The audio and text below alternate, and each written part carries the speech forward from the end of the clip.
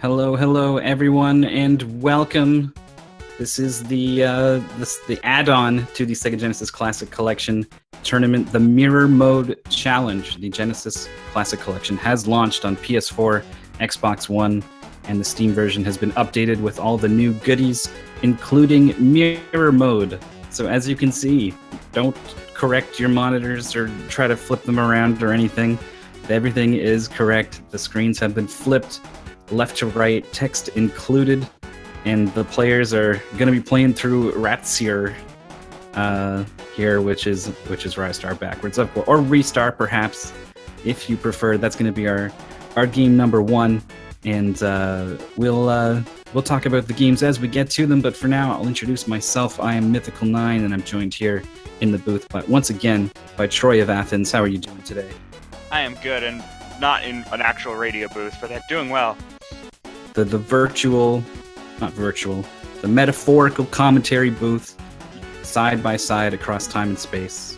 And I will add that if we're gonna go with the alternate pronunciations of restart forwards, it's got to be Ratsier or Ratsire. So.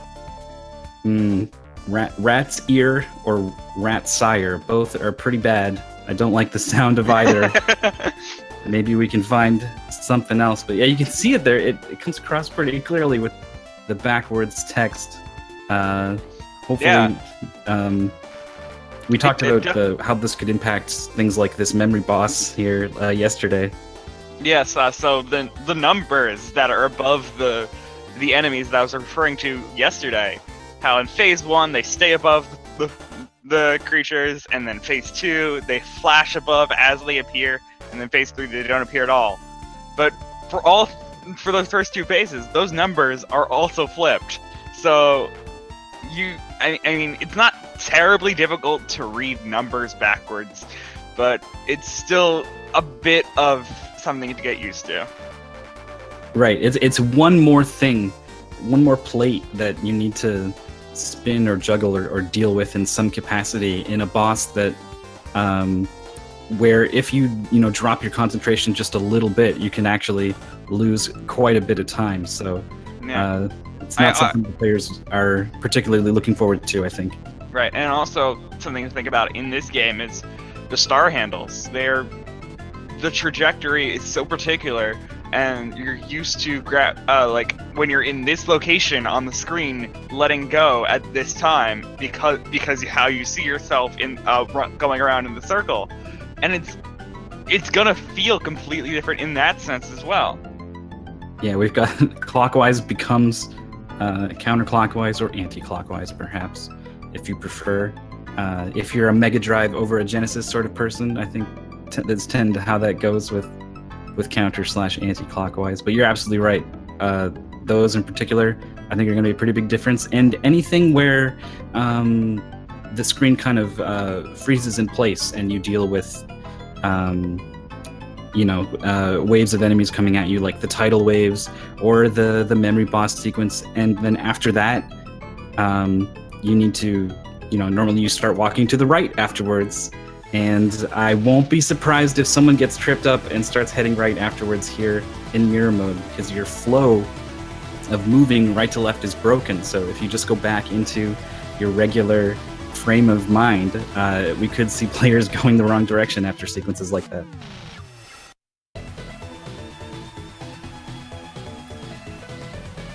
Yeah, and I do want to say that I feel like it already is starting to be pointed out. I mean, maybe it's also just looking at our stream right now and how he's practicing, how they're practicing the game right now. The star handle releases do seem to be slightly off, and I don't know if that is unfamiliarity with the game or adjusting to that mirror mode. Yeah, it's hard to say. Those star handle shots are very hard, even when you're not playing with things reversed. So it's hard to say, especially with players who are just coming to Rystar without a lot of practice. But I won't. It certainly does not help them in the process. So players are going to be looking to maybe kind of salvage the best shots they can get off of the star handles. And go from there. And so what we're doing today, it'll be a similar format to kind of the qualifiers of, in the sense that we're doing 3 games and 2 heats of them. Today we're doing 1 heat. It is do or die here. I thought someone in chat corrected to saying it was going to be 2. Oh, we are adding a second heat. Fantastic. Yeah, okay. Clifford did say that. Yeah, I do see Clifford in the Sega Genesis saying that we made it 2 heats. Well, we had the time on the schedule, so we're gonna do it then. We got 5 hours roughly of some Sega Genesis here, and it's that's good. Not only do players who are available who get 2 tries at it here. Some players who couldn't get home in time and were like, "Oh, I wish I could." Maybe now can jump in for some of the second heat. So that's great. Okay. I'm really glad to hear that. And let's just talk a little bit more about mirror mode, because apparently there is still some confusion going on in chat. Someone's asking me about reversed controls, and the controls are pretty much still 1-to-1. That pressing the left on D-pad will take you towards the left side of the screen, and right will take you to right. So it's not changing that at all. It's just that the map layout is completely flipped. It's the visuals that are flipped, and yet you're still... It's kind of hard to explain unless you play it exactly, but generally just the way to think of it is the visuals are flipped, left is still left, right is still right. Yeah, it would be a totally different challenge if pressing right on your controller made Rystar walk to the left on your screen. That, I think, would make this quite a challenge. We would be seeing a very different sort of race. I think how they're accomplishing this is they're flipping the visuals left to right, and then they just swap your left-right D-pad input to make this happen under the hood, perhaps, is my theory. But the players do get to maintain some semblance of sanity, and it will be somewhat intuitive where these characters go that they're controlling when they press left and right. Yeah. And so the 3 games that we are playing today is we have Restart here. We have I believe, I don't know if exactly the order. I'm gonna guess it how the way I'm about to say it. Restart, Streets of Rage 2, and Sonic the Hedgehog 2. That's right. I think these are interesting choices. The star handles in Rystar, I think, are going to be... I've just decided to call it Rystar, by the way. Maybe I'll flip-flop back and forth a little more. But the star handles, I think, are going to be pretty good here with the left-right. I really like Streets of Rage because I don't think you ever go in any direction other than to the right in that game. Yes. I mean, the elevator goes down, but on your screen it stays there. So it's purely a right movement game that gets totally flipped around. So yes, I appreciate that. A lot of the a lot of the mechanics that you use, a lot of the fighting combos. Oh, I didn't even realize we were counting down and started. So we started apparently during all this talking about that. We are off. We are shooting off like shooting stars here. We got Niaki, who came in 2nd place yesterday in our main tournament. Dr. Fatbody, who also qualified for the finals, but placed 4th. We have Just Defend in the top right, who finished just outside the top 4 with some really strong performances, particularly in Revenge of Shinobi, managing to take 1st place in a very complicated game there. And then Argic in the bottom right, who joined pretty late into the qualifiers, didn't end up qualifying for the top 4, but had some pretty strong showing as well. Yes, I believe we do actually have at least one person who's not on stream here. Am I wrong? I only see one more, yep. Yeah, we have Infinite Mystery, who's also playing, but is not currently on stream. This sounds like exactly the sort of challenge that Infinite Mystery would be up for. So if our players manage to take on this this reversed task here, and one of them finishes, then we will go ahead and swap in Infinite Mystery as well. But for now, I think we're going to focus on these 4 guys that are already doing pretty well here, moving on to stage 2 of the first planet.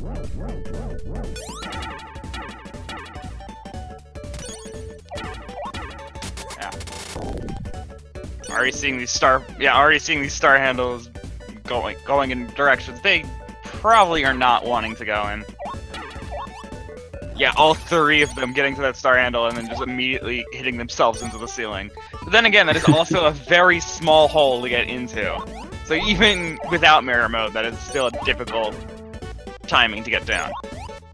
Yeah, these star handle shots here are very, very precise, and then even controlling yourself afterwards also incredibly difficult. Rystar's hitbox is fairly big, likes to bounce off of things, and becomes very hard to control if you hit something you weren't planning on hitting. Though you might be planning on hitting things because you extend your shot with every rebound. So in a lot of cases, you know, in the very optimal, really high-level stuff, players will intentionally aim to repeatedly bounce off of certain walls and ceilings to extend that really fast movement. Yes. And so I will be paying attention to people's health as well, because of the unfamiliarity with the games. I know we were seeing in the finals yesterday, a lot of players ending up dying because just not being able to understand the game well enough to avoid getting hit. So you see Niaki and Argic both taking deaths here just as you say it. I saw Argic getting low on health, so I knew it definitely was something worth talking about. The thing with Rystar is he's got these stretchy arms where he throws them out and then pulls himself onto whatever he grabs. If he grabs a pole or something, he'll swing on it. If he grabs an item, he'll pick it up. If he grabs an enemy, he'll throw himself into it and give it a pretty cool headbutt. And I guess he can also fling himself into space here. Going right to left, Railk Lurf for both Just Defend and Dr. Fatbody.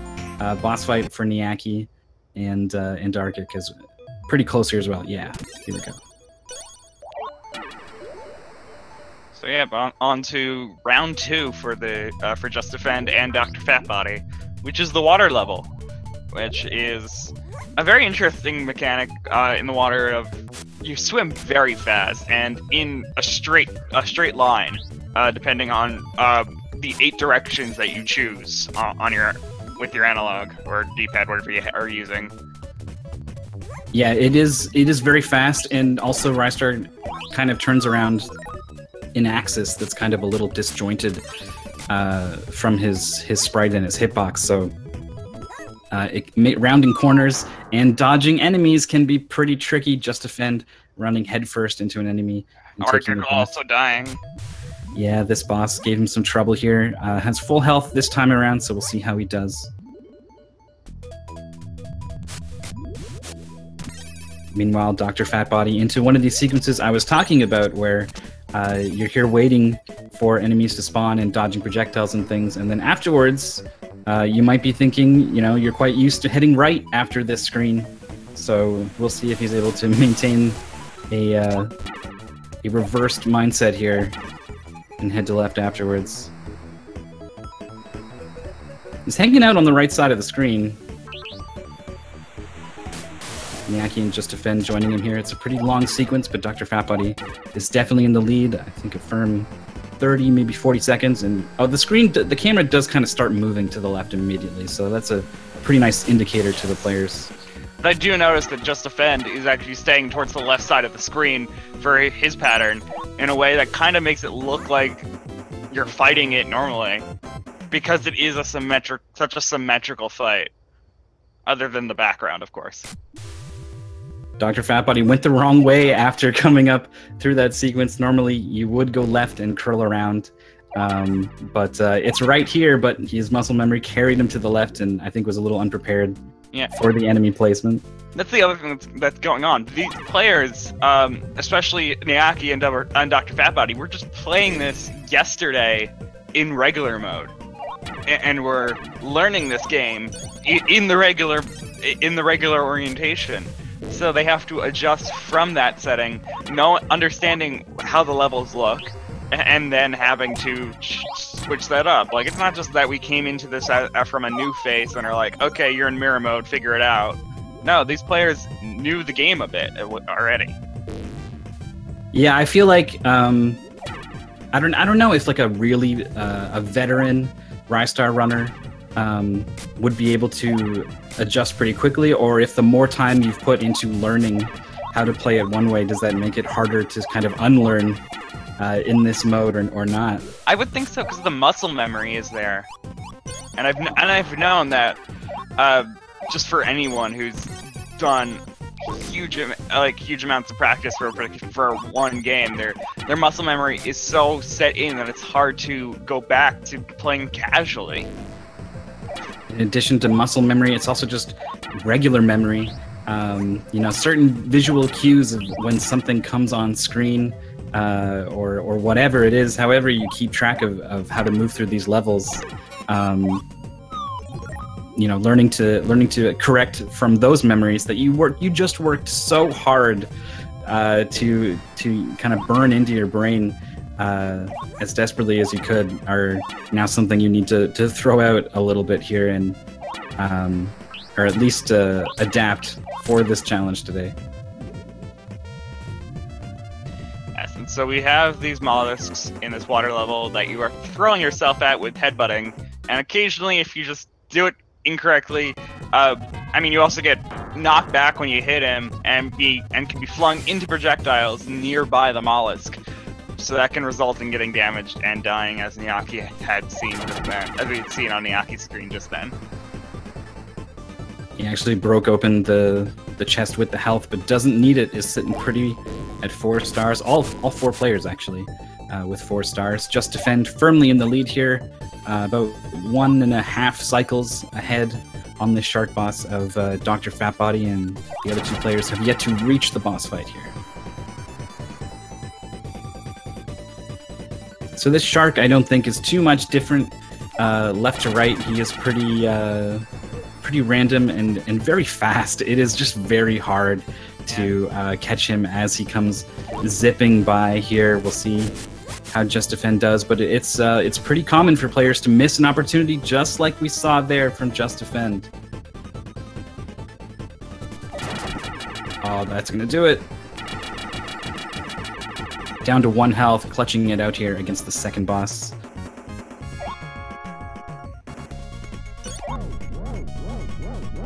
Getting a glimpse of the title screen here for Nyaki. Has been having a bit of technical issues, unfortunately, and had been trying to figure them out. It looks like something happened to him here in the top left, so he might be out of it here for Heat 1. We're going to go and take a look at where Infinite Mystery is, as Dr. Fatbody also clears the second boss. And Argig taking a death now as well. Taking a lot of deaths. We actually might have to pay attention to that death counter, even though the numbers are backwards yet again. That life counter. Yeah. And so Infinite Mystery is in the middle of the second stage in World 2. Yep, just happily swimming along. Dr. Fatbody actually dealing with this vulture enemy in the third world here. Getting trapped in the cage, and then the lava comes for him. Pretty grim there, but has the health to take the hit and finds the refill here.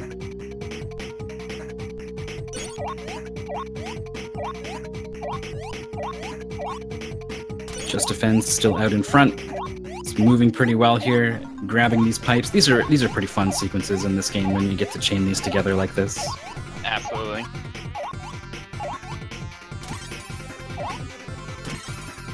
And here we go into this troublesome memory boss. You'd think something like this would be kind of trivial, and it looks like it is when you get to this first phase. But it starts to speed up, it starts to get quite a bit harder, the pattern gets longer, and we've seen players get tripped up quite a bit. And it is random, so it's not like you can just memorize whatever the pattern's going to be every time. It is going to be different. Just Defend getting a really easy to remember pattern here for the second phase, but it's this one that really matters. I think this one's pretty easy. Except I think he didn't mean to hit that middle one there. Yeah, he's already messed it up. He paused for a little bit after that and was like, I can't believe I just... Okay, clear them out, try again. Has 1 hit here, so has to get this right. Oh no, he's going to have to start again at that boss fight, and that means Dr. Fatbody has jumped out to the lead here on the last phase. This was something he struggled with yesterday during the finals, and looks like he's got it. And I think he headed over to the right just a little bit there after the boss died, but quickly remembering it goes to the left, so he's going to be moving on now to the next stage. Yeah, making sure to hit it correctly. Hit it! Hit it. It's a pretty good soundbite. There's a lot of good Genesis soundbites. Wise from Your Grave, from Altered Beast, top tier. SEGA on all the Sonic title screens are very good, but hit it. Yes, I do recall that. I do recall that while I was playing, practicing Sonic during the for the qualifiers, that I did get someone commenting on my stream, talking about the familiar Genesis beat when pressing the buttons, when pushing down any of the buttons in Sonic. I also like some of the Mortal Kombat games. Just Defend does manage to finish out this last boss here, but Mortal Kombat has some pretty good sound bites too of Raiden's the tornado across the screen, like I can't even possibly do it, but it's really good, top tier Genesis soundbite. I mean, different versions for that, but the one's still good. And we have Infinite Mystery finishing out the World 2 boss. Argic's still in the middle of him as well. In the middle of this Hammerhead Shark. Dr. Fatbody is kind of struggling here a little bit. Has one life and is not quite sure how to approach this enemy. Oh, went for the big jump over it and didn't quite get it. Just Defend also at 1 health here. This is a pretty tough level, and the player's clearly a little shaken up here with this mirror mode.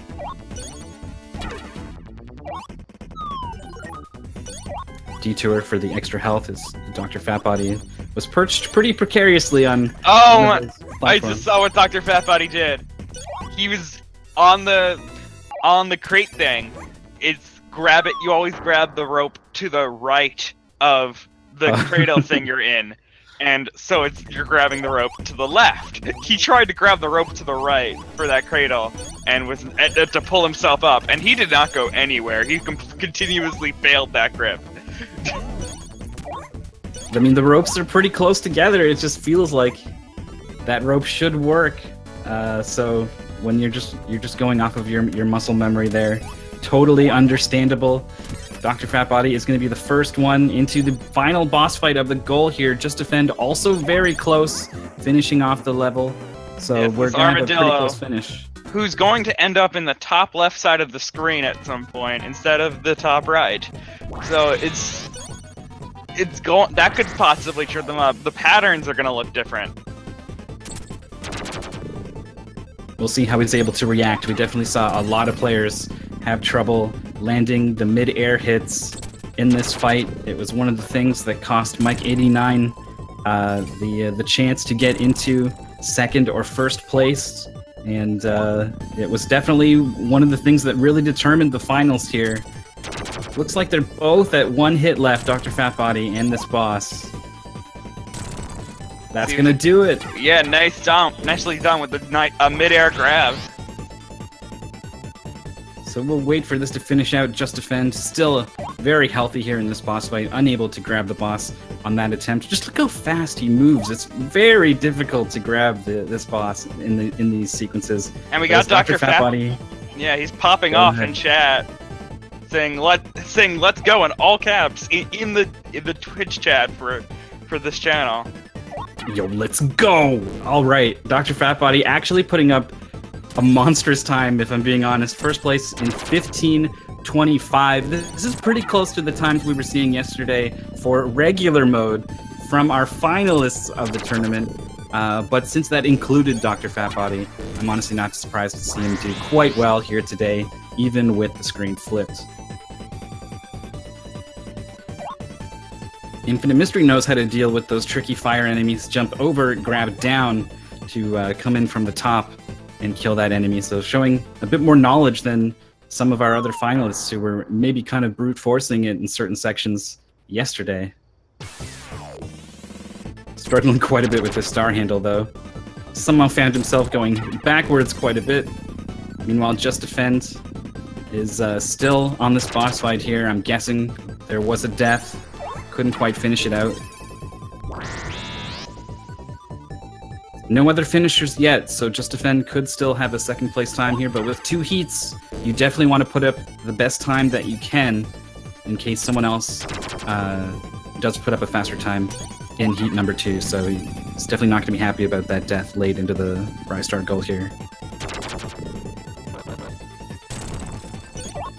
Missed opportunity to grab the claw. You need this to ride back up to where the boss is in the corner of the screen there.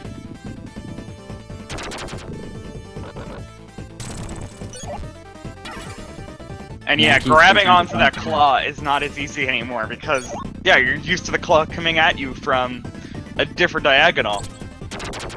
Potentially. It's also got a pretty...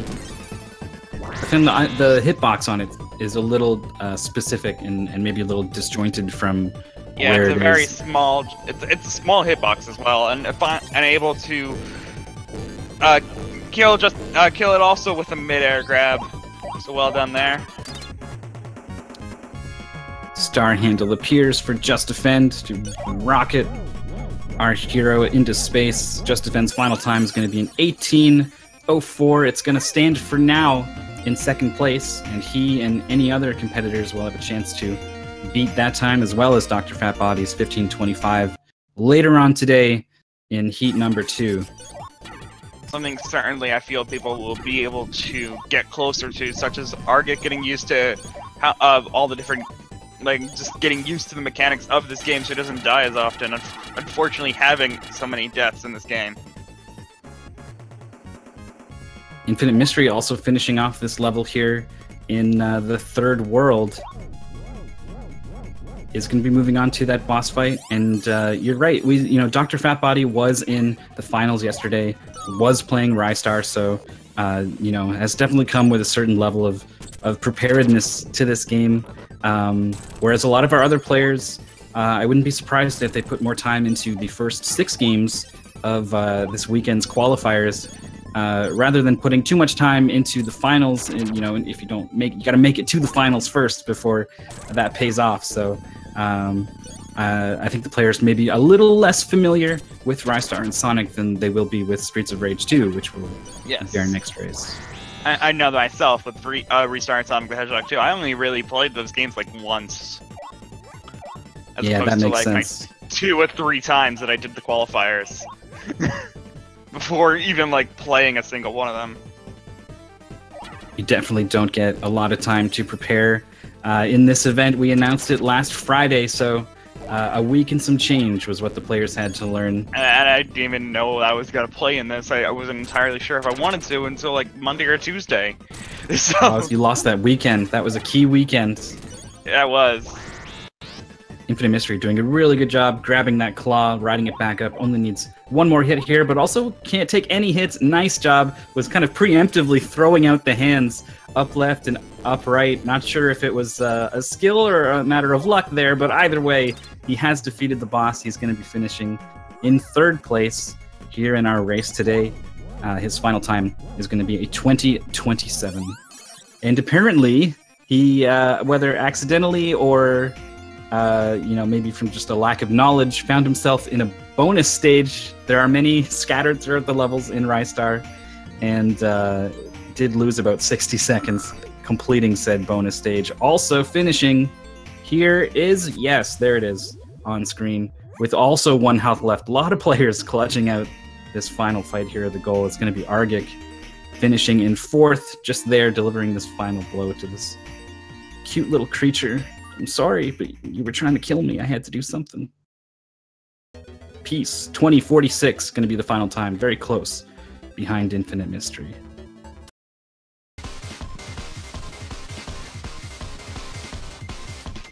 And so we've still got Niaki here, who reset his game after having the problems with it, so he's still continuing on.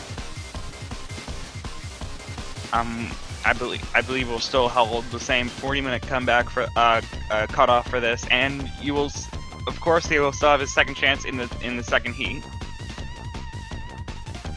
Yep, we'll see how Niaki is able to run it back for race number 2. Hopefully, for now, is doing a pretty good job of running it back here. Has just finished off Undertow level 1 and moving on to 2 now.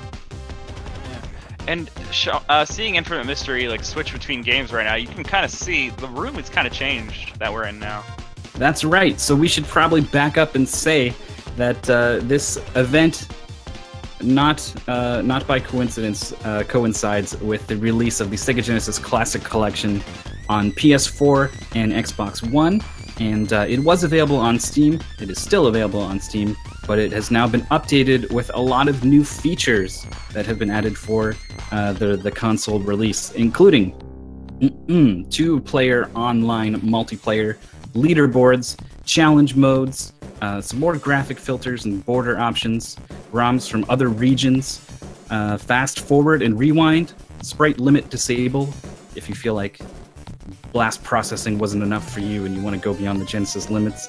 Of course, our mirror mode that we're seeing in our challenge today, and also VR, where you can get into the room. I'm pretty sure is how that mode works, and actually watch the game on the TV inside the room. Yeah, and that leaderboard is very interesting. It's very nice to have because, I mean, we're speedrunners, so having a top leaderboard like that, I'm assuming it's for high scores, but it's still something to go for. And I mean, I know not everyone loves having all these achievements to go for, but there is at least one achievement for every game, so that is also something to look into. Oh, Niaki taking a death here in Undertow 2. I've seen a lot of the players who are competing today chatting about some of the new stuff in our Discord, and some of the players have been really digging some of these new features, competing a little bit with some of the Golden Axe challenges. Right. Something that I actually like that probably is getting overlooked a little bit because it's such a minor thing is, and also you can't even tell right now. So we have this aspect ratio going on with the squares. So there's a border on either side of the screen when you're in full screen mode. And right now before today there was only one setting for that, and now they've now allowed you to customize it a little bit with the choices that it gives you. So there's like a Sonic themed one and a Streets of Rage one, and there's just also like some old time circuit ones, and there's also like the cup, like, you know, those like classic 90s cup, like with the weird design on it that like everyone like stereotypically talks about, like the on a cup, like you drink out of it. Yeah, they call it the jazz border, and it looks like, I'll see if I can go send you a picture of it. Yeah, 90s cup does not conjure an image in my mind the way that you're hoping for, but I feel like I'll recognize it if I saw it.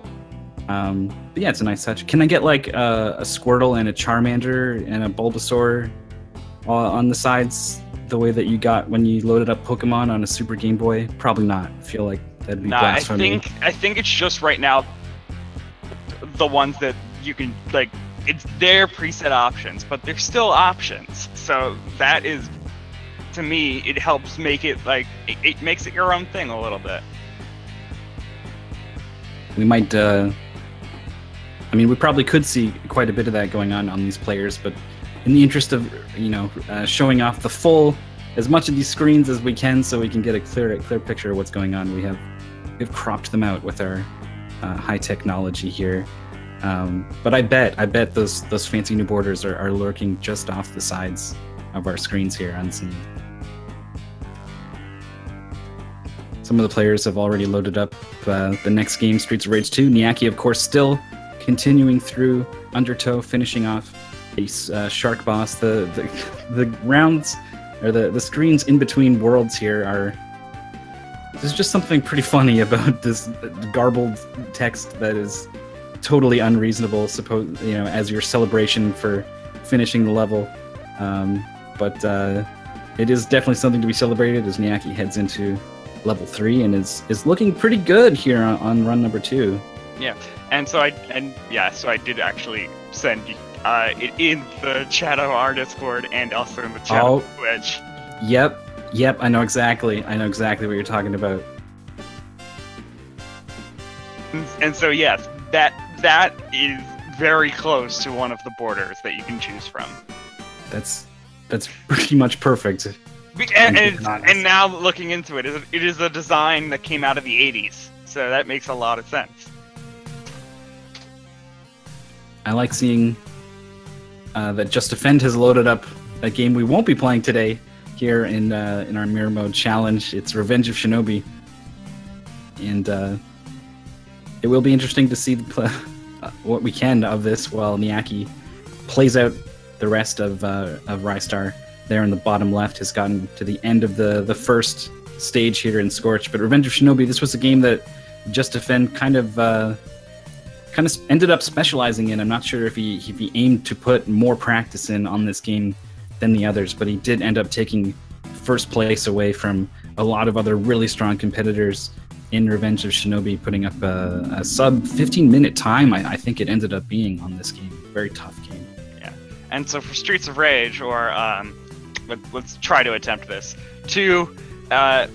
We got 2 Agar faux Steerts there. I will never say that again, by the way. Streets of Rage 2.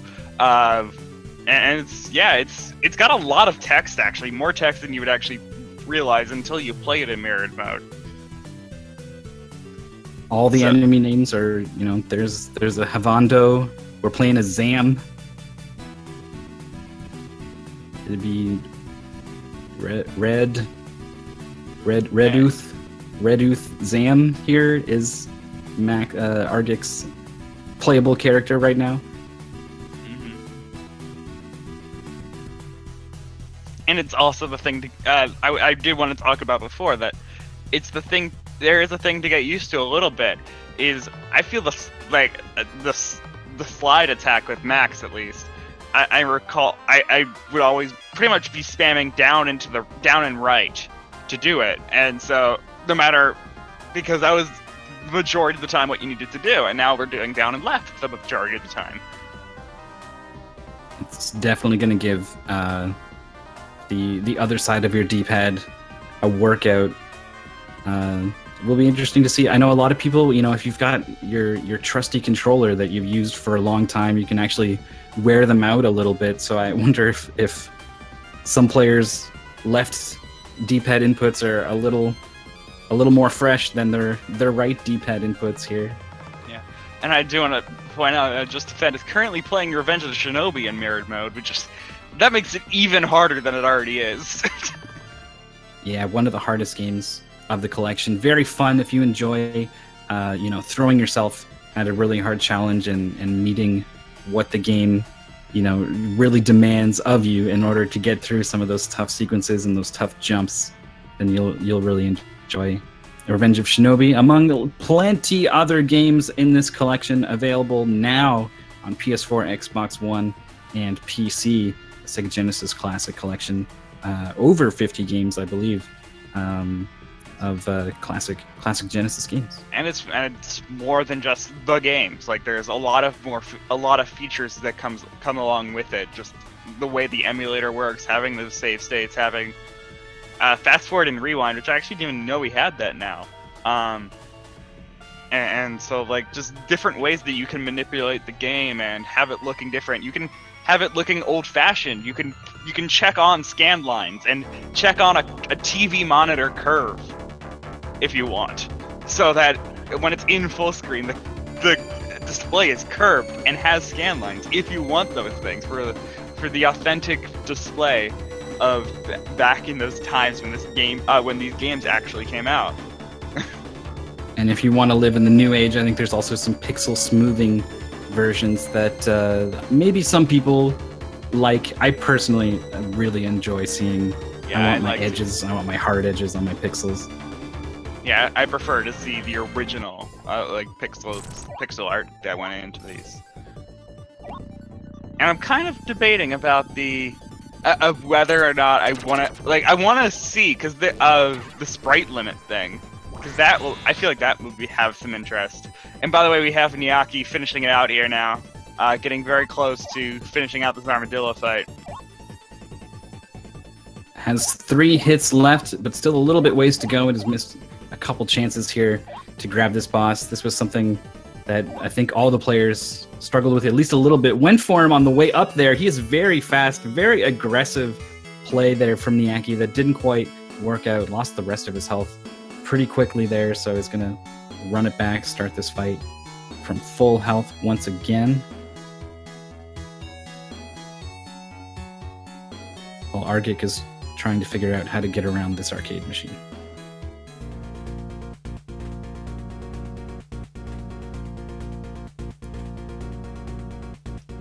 Yeah, there is so much text in this game.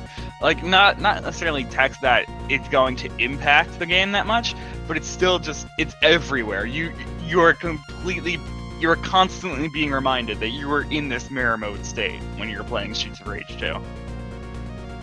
Yeah, you could forgive players for kind of losing themselves in some of the levels of Rystar being backwards, because they still, you know, look and function pretty normally when you're going to the left.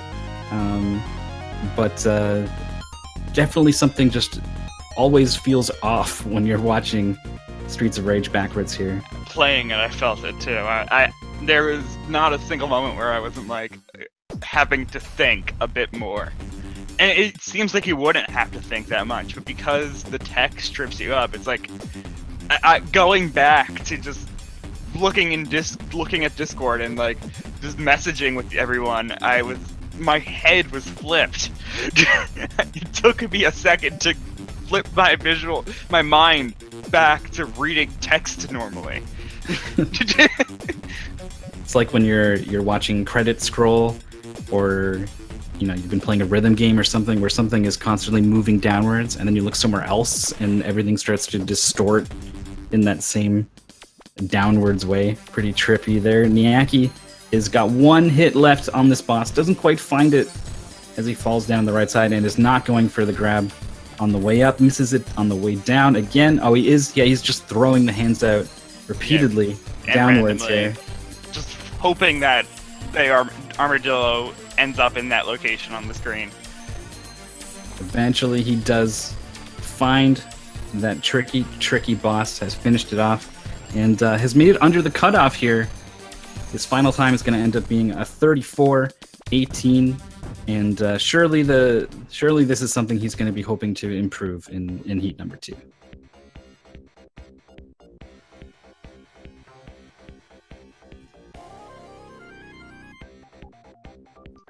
I enjoy Just Defend trying to go through Revenge of Shinobi while this is happening. Oh, he died on the way down. Died just as I was saying that. I believe this is within the second world, I want to say. This might be the third world. This is third, I'm pretty sure. Yes, this is world 3, okay. And this is where you have the high jump jutsu being used to skip most of this stage here. Yes. It looks like Just Defense always going for the power-up here, but it looks like more than going for the power-up, he's going to be going for the correct game on the shelf. This is I highly recommend this strat here of making sure that you're playing the correct game for the start of the race.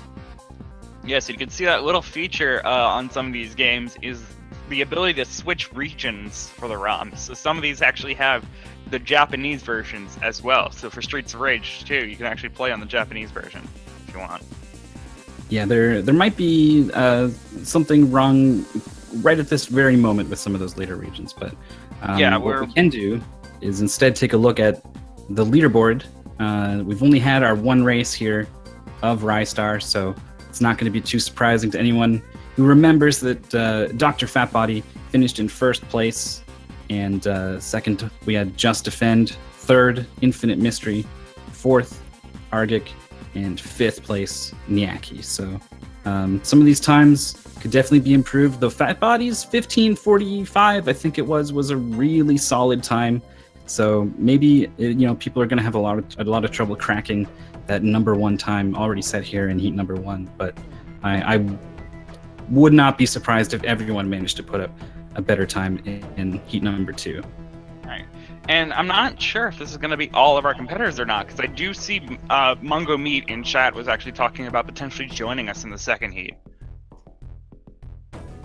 That would be good. Players are welcome as long as you've got the collection version to play on with us today. You can compete, and we are offering a cash prize here today to our winner of $300. It's sort of a lot more fun oriented than maybe our competition the previous 4 days. was, but with a cash prize, so things definitely start to take on a more competitive edge here. Right. So, and yeah, we have that. Oh, that's kind of nice. We have that nice 1, 2, 3, 4, 5 going on our leaderboard right now.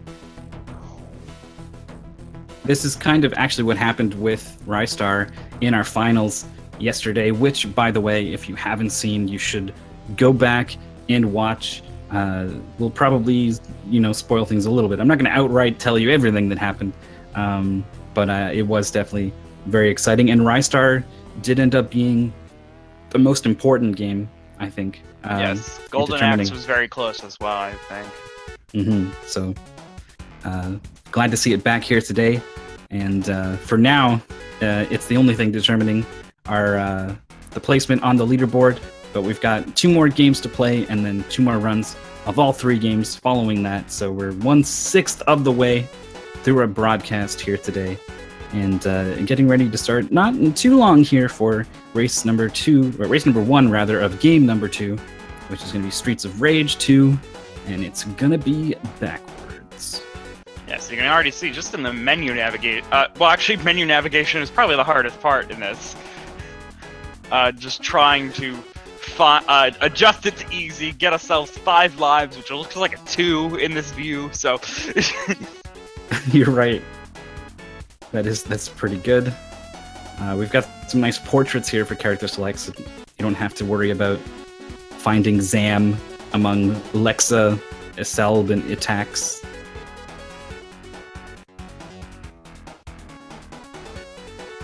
And Max's rewap is just off the charts here. Yeah, he's got some good rewap. I don't even want to try to pronounce technique backwards. We got some we got some good deep. No, his deeps are pretty low. Some low deeps. Wait, that doesn't line up with the rewap though. Like your deeps is your rewap over time basically. So I don't know. Maybe there's something wrong here. His animats though. His animats are also very good. Yeah. Hopefully you guys are having fun here. I hope our players are also having fun. Niaki may be a little troubled by some of those issues, but there's definitely some fun to be had here with just all this text. Like the timer is just everything is just wrong here. So much text in this game. It's gonna be so much fun to look at all this stuff. All the signage in the background is also gonna be off. Is it like Boo or is it like Oob? Where it's apparently today. Oob Stee Ikil. You can quote me on that one. I'll make sure of that.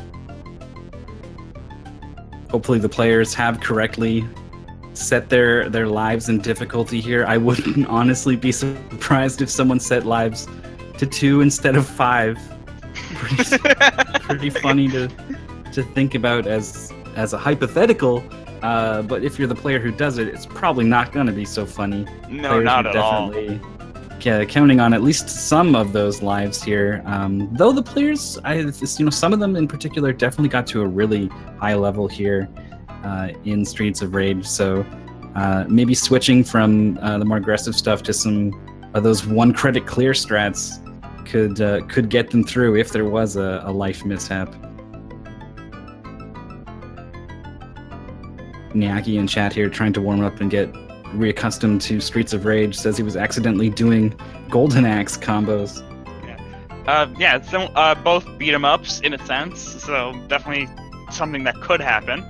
And Dr. Fatbody kind of giving us a want to encourage him to win, because he's saying that he'll give us a Macho Man Randy Savage style interview if he wins. Look forward to it. For now, Dr. Fatbody sits in first place. There's still a lot left to go here today in our Mirror Mode Challenge for our Genesis Classic Collection tournament, sort of side tournament perhaps. And Niaki? Isn't Niaki? Here. It looks like Niaki's playing in, is that Portuguese? I think it's Portuguese. I'm not sure, I missed it. Sega backwards is ages. Yeah. Yep. Ages.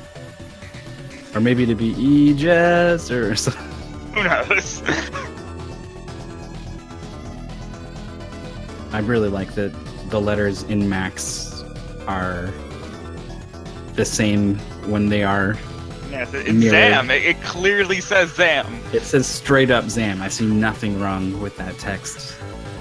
It's one of the reasons why, actually, in Street Fighter, whichever Street Fighter's DJ appears in, his pants down the side read Maximum, because all the letters there can be flipped left to right. So when they flip the sprite, when he's on the other side of the screen, it still holds up. Yep. Okay, it looks like we're counting down, and we have all the players picking Max. I am not sure about Infinite Mystery, who is not on screen right now, but we do have all 4 players that we are currently looking at playing as Zam. I think our best time in the qualifiers for Streets of Rage was set by Sonic Man, who was playing as Blaze, actually, but is one, I think, might be the record holder, or at least is very close in at least some categories with Blaze. So that would certainly make sense. But once you really know how to take advantage of all the characters' strengths, it turns out that they're actually fairly close here in Streets of Rage 2. But Max is probably the safest and perhaps the easiest to learn here, because all their players have gravitated towards the big man. And Max also has a lot of... I've noticed he's able to take down multiple enemies at once. Like, his punches are very wide, so they will hit multiple enemies. Yeah, if he needs to, keep enemies in hit stun and kind of encourage other enemies to overlap and group them all together and then combo all of them, he can do that. And he also has this massive Thunder Tackle as his special, which does a bunch of damage. Lets him traverse the screen very quickly. And also lets him deal with enemies who will usually die in one hit, but are spread out. He can actually, in a lot of cases, take down 2 or more with a well-placed Thunder Tackle. Yeah, even during a grab, he is hitting multiple enemies at the same time, even besides the one that he is currently grabbing.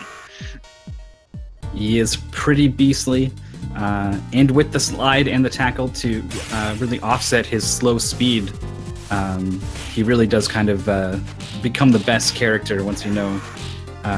Best character for, maybe casual, maybe 1 credit clear strats, which is definitely something the players are going to be interested in here today.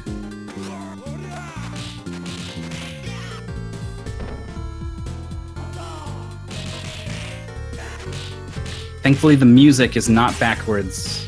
It's just the visuals here today, so we get to enjoy the fantastic tunes of the Streets of Rage soundtrack here.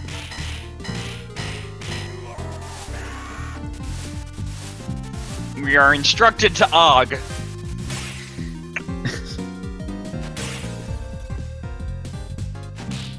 Looks like Dr. Fatbody and Just Defend are the first 2 to reach the bar here. Just Defend just a little bit ahead. It's going to be the first one to spawn in. Artilix, whatever. She's gone now. There are too many names to try to figure out how to pronounce them correctly. Artzel, I think. Artzella? I'm not sure if the E at the end is silent. It's a little unclear. Artseal. Even a long... Now we've got... Who knows? We've got... what is this? Is this Nobrab that we got as the boss of stage 1 here? They're having too much fun very handily by Just Defend. The fun is the name of the day here. The name of the day is also to award $300 to our first place finisher. So we will regard things with a certain amount of respect for that fact. But certainly with a mode as silly as Mirror Mode here, we're also going to be having a lot of fun with Zam. And it's a very good challenge to have. Like, I feel like if you have this collection, that you should eventually fire up Mirror Mode at some point within playing these games. I know that once this competition's over, I'm still gonna take advantage of the copy that I have. I do not recommend mirror mode for Wonder Boy in Monster World. There is a sequence where a Sphinx will ask you trivia questions. Oh God! That you have to answer, and you have to answer pretty quickly. So with that backwards text, I think that would be quite a problem. Or maybe that's what you're into. There's also just a lot of text and NPCs as well. Yeah, if you're trying to learn the story of a game for the first time, do not try to read the game in mirror mode. Or maybe just get really good at it. Just be like, who was someone famous would write in their journal like in code, and would use like backward stuff. I want to say Da Vinci just because he did a lot of things, but don't hold me to that. But you could learn to speak and not speak certainly, but write and read backwards if you really wanted to. I would suggest maybe learning a different language that might be more useful, but you know, it's up to you. So anyway, while we're talking about all these different things going on in our lives, really, the people going through stage 2, the second screen of stage 2, and now on this final screen here. Very, very close between Dr. Fatbody and Just Defend. These were our top 2 players for Rystar, so they look to be kind of the top 2 in our competition today. So this is going to be probably pretty important here. Maybe they could set better times, of course, in heat number 2, but these 2 guys are, I think, going to be the force to watch for now. But also don't count out Niaki, who is also on this jet fight. It does a really good job of tagging the boss with a special as he swoops by. Not easy to make those hitboxes connect, and actually jumps out into the lead here. Yes, Jet is particularly a very difficult fight for me because of that grab that actually just happened to Dr. Fatbody there. I got so used to throughout the game being able to grab people so easily, and you can't really grab Jet. I've heard reports that it is possible, but it's just I've just never been able to do it myself. We did see that from someone. Using my specials and just punching him, and a few jump kicks as well is what Dr. Fatbody's trying to do. That is the most reliable way of doing it. You stay far away from him, and that baits him into doing the Superman punch. And if you just do a neutral jump from there with some kind of air attack, I think Max has a nice chop. That will take a hefty chunk out of him, and that's something you can reliably do over and over again. But we did see Niaki in the qualifiers just be in the right spot at the right time, land a grab, and just straight up one-hit KO the boss of the second stage there. Niaki's going to be the first one to reach the Atarip. Star. Well, there's an S at the end, so Starip. Yep, and we got some Irab and Ikunuk. No, Bikun. Oh man, I can't. I need to see the letters, and they're a little blurry on that arcade machine. Mythical, are you having like a brain aneurysm or something? Like, are you having a stroke? I promise, I'm okay. Promise. I just need a moment to wrap my head around what I'm seeing here. And now that my head is cleared, I've seen Niaki is taking a death here, but has fortunately grouped the enemies up. Unfortunately, grappled one of them and was vulnerable to some of the other hits here in that situation. Much rather would have landed a combo on all 3, I think, but he's going to be moving on past the pirate ship, staying just ahead of Just Defend and Dr. Fatbody here.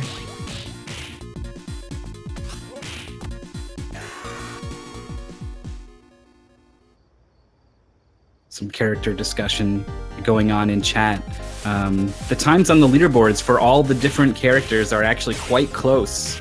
So once you really know how to take advantage of them, it's maybe a matter of personal preference as to what character you want to play. The absolute fastest time, I believe, does go to Max, and maybe that was what was attractive to our players. Maybe it was just some of the raw damage that he's able to easily put out with his combos, and also does it without using his special attack, which will drain life. So if you're taking more damage than maybe you're than a top runner would, then the appeal of Max certainly is understandable. Yes. I think Just Defend and Nyaki are in the cave here. The weird-headed monster that we're going to be fighting in a second, you can already hear the noises of him coming up on our in the sound. And there it is, appearing on Just Defend's screen. And it's just a mid boss. This isn't the final boss of the stage. And this boss is got a very small hitbox, and it's interesting to time it correctly. Yeah, the sword actually doing a really good job here for Just Defend. The sword has, particularly with Max, has a hitbox behind him, like kind of on top of him a little bit and in front of him. So able to track down that annoying hitbox on that boss, and is going to be the first one into the boss fight here, is in the lead. And has done a ton of damage, just needs a little bit more. Thunder Tackle is going to do the job. Just Defend finishing off the 3rd level.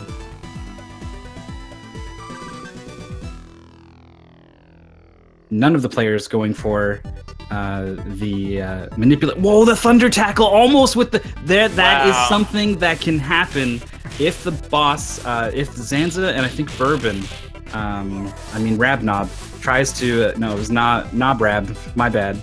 Well, we also got Asmaz over here. That's not Samsa. Right, of course. My mistake. Both of them, if they block you when you do your Thunder Tackle, I'm not sure if it's every time or only sometimes, but the tackle will just start hitting far more times than it's supposed to. Can absolutely wreck the boss. So I don't know if it was a matter of luck there that it happened for Nyaki, but was able to absolutely obliterate that boss. And Argic having some trouble with this floating head boss that we got going on here. It is a small hitbox, and it's something different to get used to that you certainly don't run into in any other part of the game.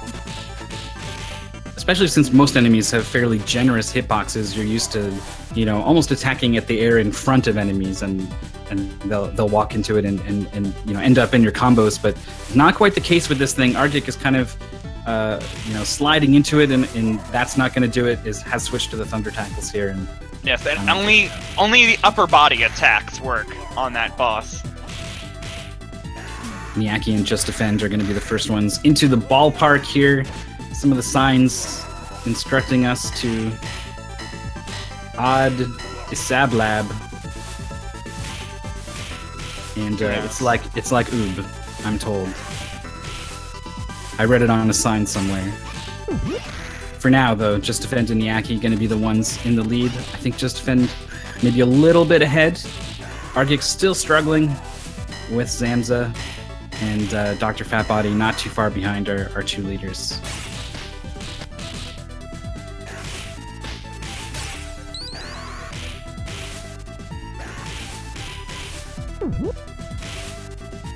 I'm getting to the pitcher's mound for Just Defend, so he's the furthest along, and here comes Nebgib.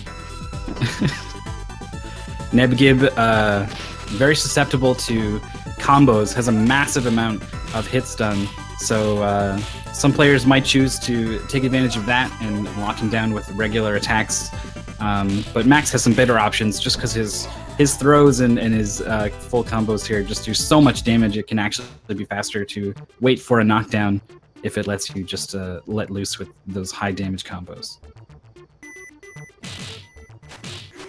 And so yes, this is beat stage. The challenge for Street Sword 2 is beat stage 4. So this is gonna be our final stage, our final sequence here in the elevator before we go to the underground fight scene that exists underneath the baseball stadium. Yeah, that you need to that you can only you can only enter through the elevator that is inside that is on top of the pitcher's mound. It caused quite a controversy when, in the middle of a Mets game, the pitcher was suddenly dropped out from the middle of a field. Kind of surprising that they managed to cover that one up. Just speaks to the corruption in this city here that Max is set out to clean up. Nyaki joining Just Defend on the elevator. Dr. Fatbody just finishing off. Nebgib. 3 players now on the elevator. I was kind of hoping that Ogden Nadrasir would stop by here today so that I could finally say hello to Richard No, but unfortunately, we'll see. And we got Edaraba here. This name makes as much sense backwards as it does forwards. Pretty much. A fantastic boss fight from Just that was Defend. a very quick boss fight. Well done, Just Defend. Final time is going to be 14:47. This is a very good time.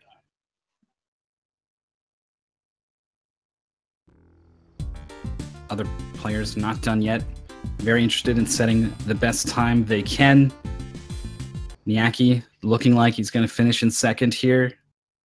Taking a death there. Has 2 lives left. Within this credit, of course. One more Thunder Tackle should do it. It baits out the dive and is able to connect with the combo. And that is Niaki getting a 15:22.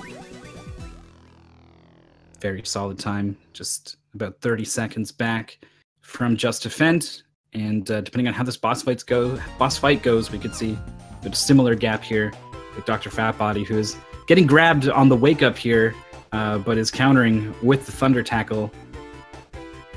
Slide, really not what you want to be doing to this boss, but you might be trying to trigger a knockdown and then go for the manipulation of the dive. Oh, went for the tackle, but it didn't quite connect there. Second time around is going to connect.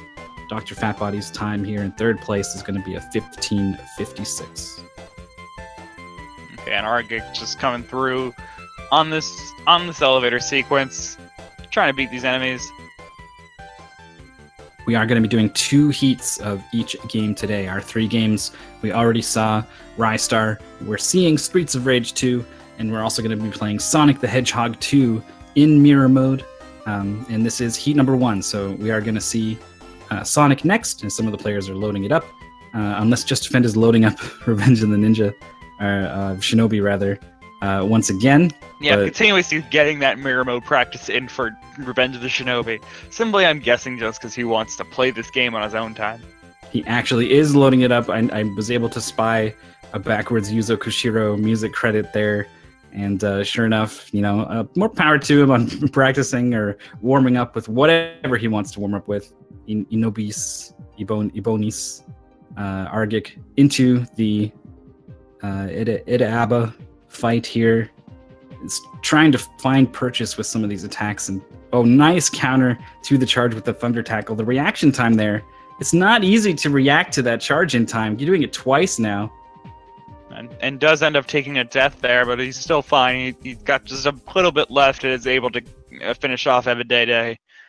And so we'll see the stage 4 clear there, and he's going to be finishing it out with a 17:28.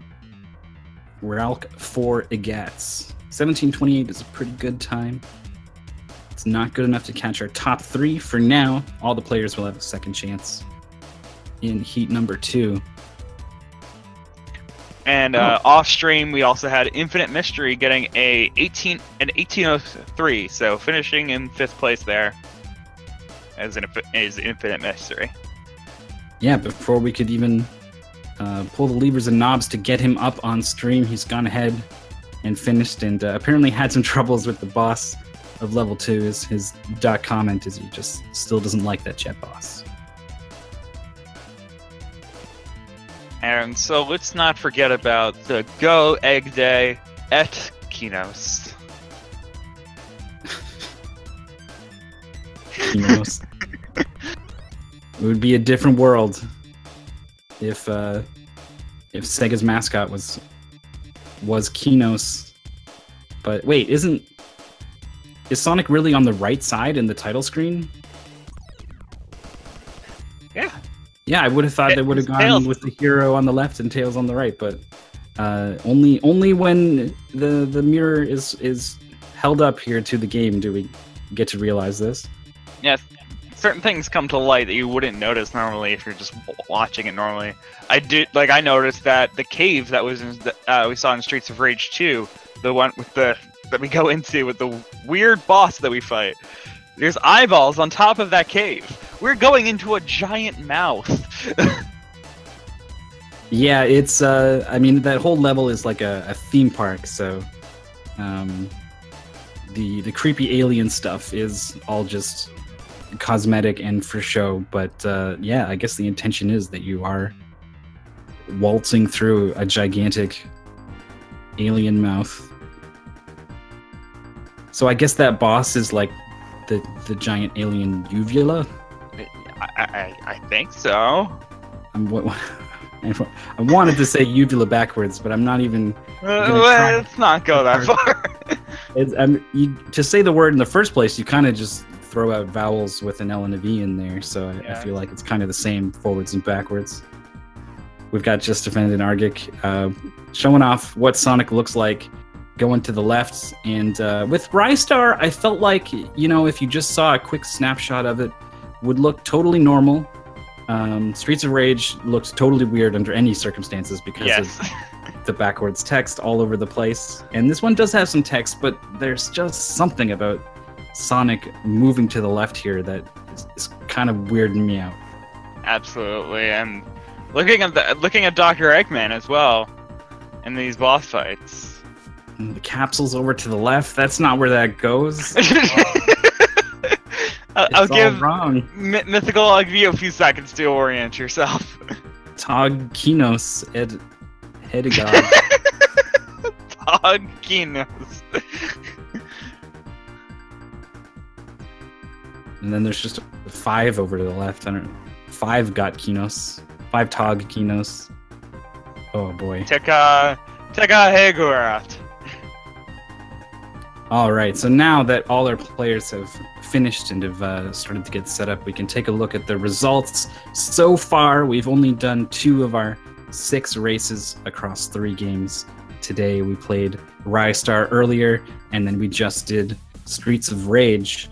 And I think we had pretty different results between the 2 games. So it looks like, in the end, we do have Just Defend in first, followed very closely behind by Dr. Fatbody, who is in second, just separated by 1 point.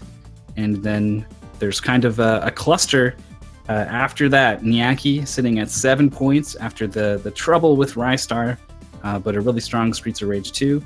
Infinite Mystery with 8 points, and Argic as well with 8 points. And that's where we stand right now. These things can change quite a bit because we are operating with a best time format here.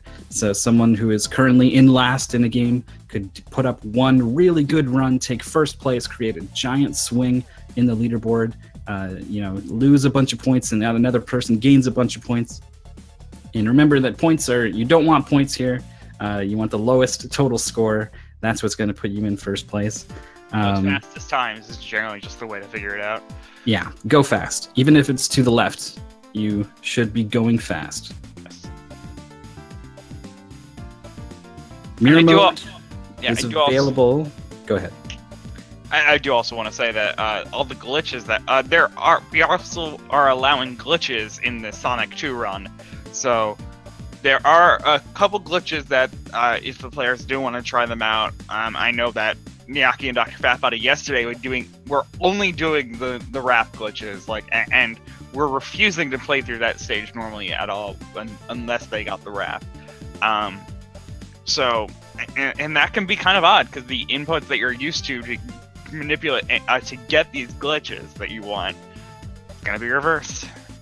Yeah, it just so happens that executing on the sort of faux supersonic glitch where you get the higher jumps and increased speed, that is a right input that you're holding to get that, and then initiating the zip is also a hold right and then press left, or maybe I've got it backwards, but it'll need to be backwards today.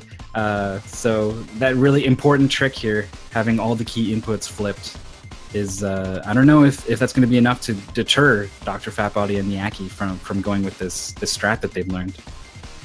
Yes, and so to a lot of our new viewers joining us here, we got a lot of questions about mirror mode going on, I see. And so, yeah, so the visuals are completely flipped here. We got the text different, but if you're going to the left side of the screen, you are pressing left. If you're going to the right side of the screen, you are pressing right. That is not... They reverse the visuals and reverse the controls with them as well. So it is still the same orientation in that way. Yeah, this is something that this feature and a lot of other features just launched. If you have the PS4 and Xbox One versions that just came out today, those features are in there. And then if you had the game on Steam previously, or you buy it now, all those features have been added to that version. Yes, big update. And mirror mode is one of them, and that's what we're going to be having fun with today. There's also VR, sprite limit, fast forward, rewind, leaderboards, challenges, and I think probably the biggest one is they have online multiplayer now with the game. So that's a pretty big feature that was missing, and it has been added now for free if you already owned it on Steam, and available on the consoles now as well. Very nice, and for a game like Sonic the Hedgehog 2, we got it as well. You can have player 1 on Sonic, player 2 on Tails, and you can be doing it with your friend online. And you could be racing in the interlaced versus mode where you get to play on half the screen. That is definitely not the high point of Sonic 2. Fantastic game, but that mode was not received too well when it came out. For the VR feature, I'm not entirely sure what's going on there, but I believe it's, as Mythical was mentioning before, you're effectively sitting in a room looking at a CRT TV, and the game is on that screen. Yeah, don't quote me on that. That's my interpretation of it, because the menus in this game, outside of the games, take place in this 90s living room where there's a bookshelf off to one side with all the games, and all the menu options are kind of things in the room. And so it only makes sense to me that the VR mode is... You can see it there on the Aki screen. You actually put the cartridge in a virtual Genesis before starting the game. So pretty sure VR mode is you in that room looking at the TV in VR. Yeah. And so... a lot of the emulator options. So people are wondering, mirror mode is in every game? Yes, it is, because it's within the emulator options, not each individual game's options. So no matter what game you play up, you could do emulator stuff. You could play around with the mirror mode, play around with how the pixels look, have some scan lines, have the curvature of the TV, so it looks more like a CRT display if you want that authentic look to it as well.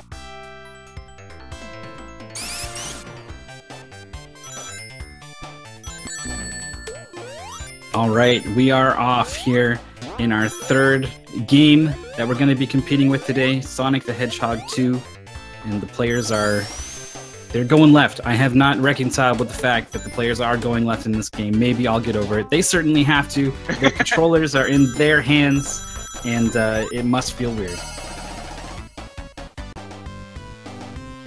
Is that a 25 for Just Defend? That is a really good... That is a good time. That is actually like the target time that you want to get. But of course, that is going to make the score flow by quite slowly. RTA strats, you'd probably want to be getting... probably would have wanted to wait for the 30-second mark. Yeah, that's why the community does like to use in-game time for the Sonic games. They add up what the timer reads when they cross the line, and that's your time. But we're using Speedruns Live here today to record our results, so we are operating under real time, and that means that option is available to players. I thought 25 was the cutoff where you were better off just finishing. I'm not entirely sure there, to be honest. Yeah, I'm just going off the fact that Dr. Fatbody finished first, despite waiting 4:30 there, so they're still very close. And it looks like Just Defend has taken the lead, being the first one to trigger the boss fight as Robotnik comes in from the left side of the screen. It's not right. That is not a serious question. I'm not answering that. Oh, that is some next level tech of holding up a mirror next to their screen. I don't think it would work out because the controls are also inverted.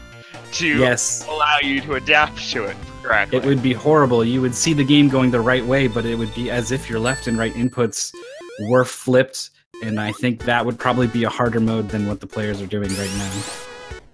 Yes, I'm sure some of you have the experience of playing with an inverted D-pad. We're into Talp, Leknak Mech Zone knows. Very awesome music that is thankfully also not reversed. We get to hear that in all its glory.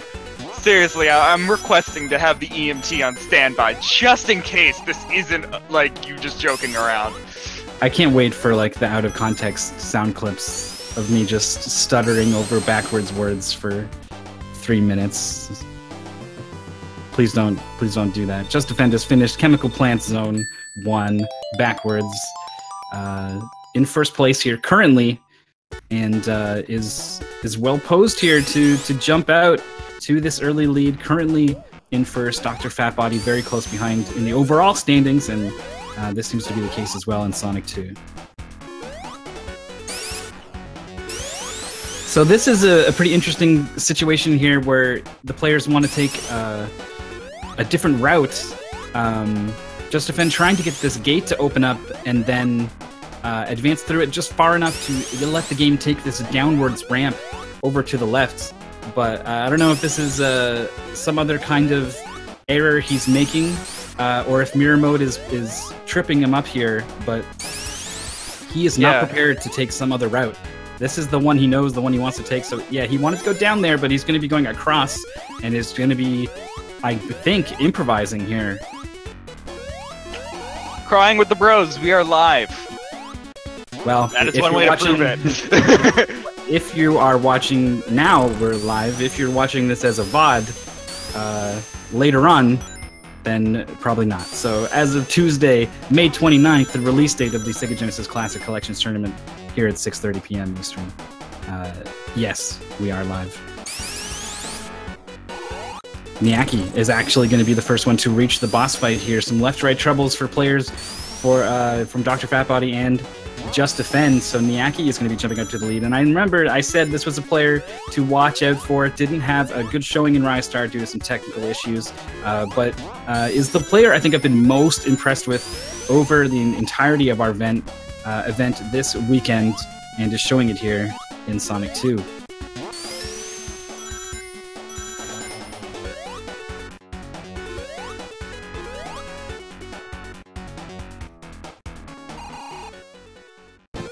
Argic able to get the quick kill there. Nice job. We saw at least one player end up in the water after defeating Robotnik. Definitely not something we want to see. Both Just Defend and Argic finishing out Chemical Plant Zone here without any troubles. Dr. Fatbody been struggling a little bit here with Chemical Plant 2. Has fallen down into the purple goop.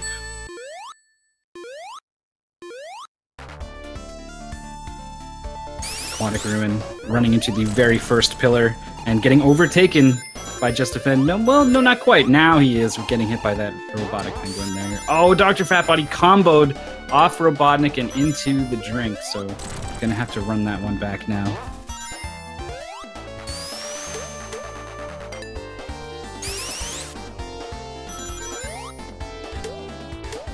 Niaki is on Aquatic Ruin 2.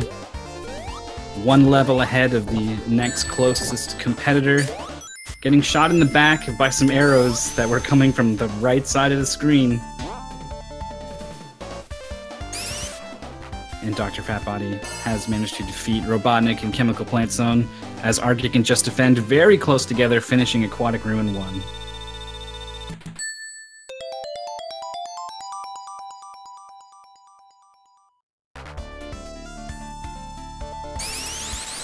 Niaki overshooting the spring to carry him into the boss fight. Is going to be fighting the boss from the left pillar, which is actually the right pillar. I don't think this will... No, it is going to impact things, because Robotnik's going to try to give him the hammer here, so... Alright, he's okay. Looks like he's going to be fine here, staying on the side of the screen that he's used to. Yes, that actually did work out. That is a good point that could have gone wrong. Argic forced to wait out a bubble there as he's running out of running out of air and that all too familiar sound effects. Just Defend barely missing a platform that he wanted here. I'm not sure what the fastest way to get out of this situation he's in is. He's trying to do this loop here. And here comes the countdown. Spring, jump, not gonna make it. Can he do it? Bubble. Nope, No. That is the death. We are drowning in for Just Defend, and Hydra Z, Kappa 123. Are you happy now? Don't give in to their demands, Troy. I don't care.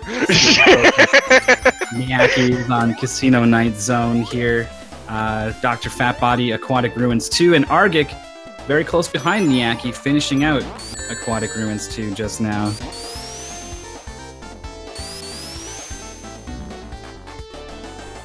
Oh, Just Defend with the death in Aquatic Ruins 2.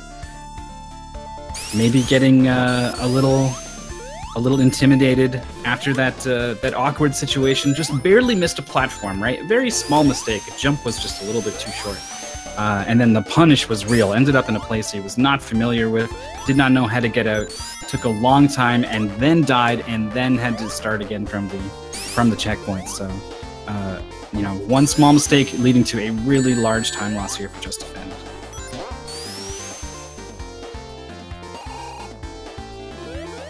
Miyake is still moving through pretty well in Casino Night Zone. I definitely have a hard time keeping track of where the players are in Casino Night Zone. Yes, when they're going forwards, so backwards, I must confess, a little bit lost, but I'm pretty sure Miyake has a sizable lead here over Argic, who is struggling in this pinball section, but gets a lucky bounce and is able to capitalize. Oh no, not this music again. He's fine. He was very close to the surface.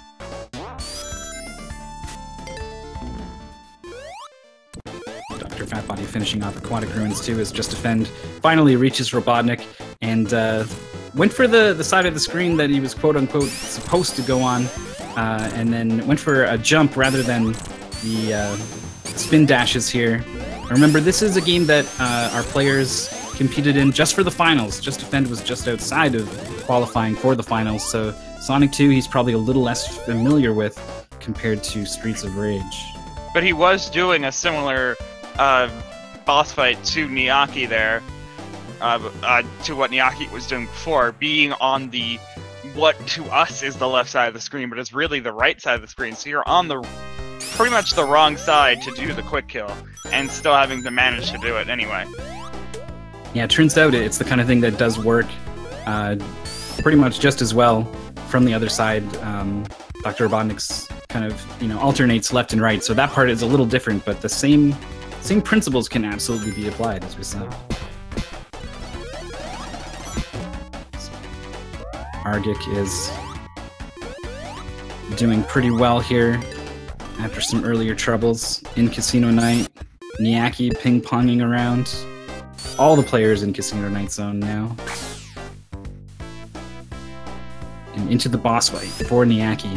Robotnik's going to come in from the right side of the screen, and Miyake's going to... I thought was going to overshoot it, but maybe it was part of a clever plan to slingshot around and get him on the other side. Not able to convert it. And not able to stay on top of Eggman here. It's continuously falling down after just one hit.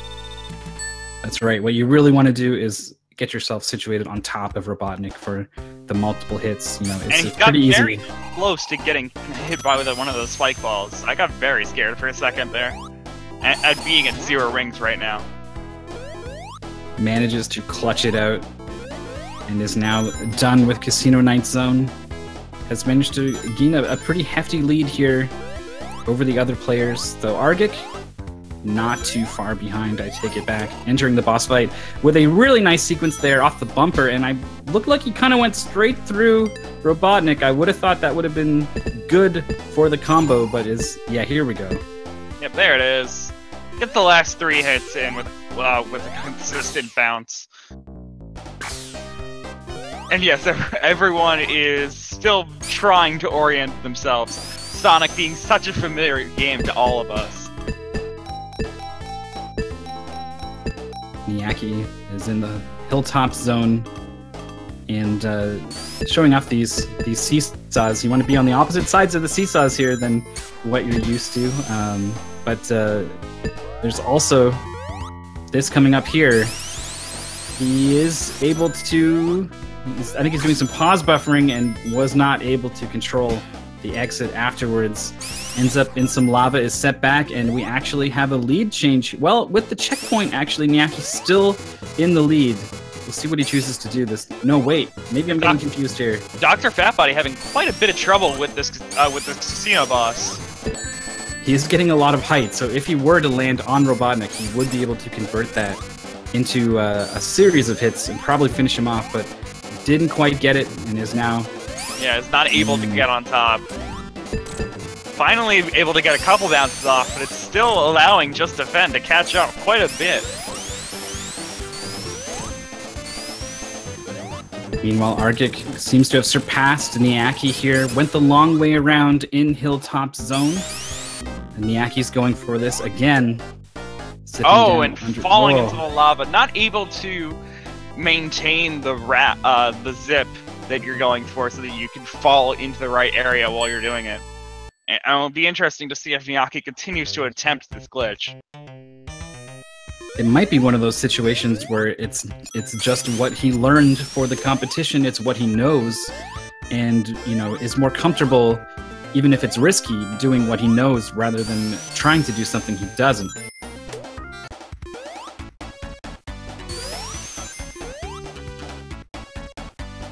After this many attempts, it might be time to make that adjustment and brave the unknown, because Argic is moving here through. And there's Niaki. Yeah, it does seem like he was going to attempt the glitch again, but he decided against it that time. Alright, so he's going to be improvising from here on. Doesn't take too long to get back on track, but as you can see, he went left there, hoping for progress, ended up with a shield, which he'll gladly take. Saved him from death and is pretty close, almost here. From here on out, he's pretty much back on track. Someone knows their Sonic the Hedgehog 2 levels. Dr. Fatbody and Just Defend are very close together, and very close to Niaki as well. All of them at these red springs here. Niaki is going to be going up and getting this invincibility to help out for the next section. Just Defend and Dr. Fatbody are going without it.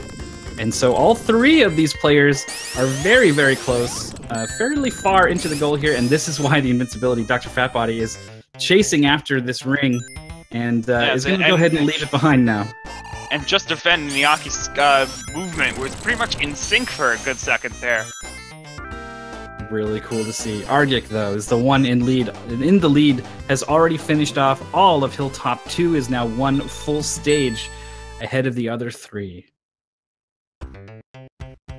And I'm seeing people in chat saying that they kind of want to participate. I think we're still allowing people to apply if they just want to play in Heat 2. Of course, you do have the disadvantage of only having one chance to get the best time, as opposed to two like these 5 runners are getting. We do have the 5th runner, Infinite Mystery, also playing right now. Yeah, if you want to be eligible for the prize money, you do need to be playing on the Sega Genesis Classic Collection version. You also need to be ready to race on Speedruns Live. And the Mirror Mode event that we're doing today is only a part of this collection version.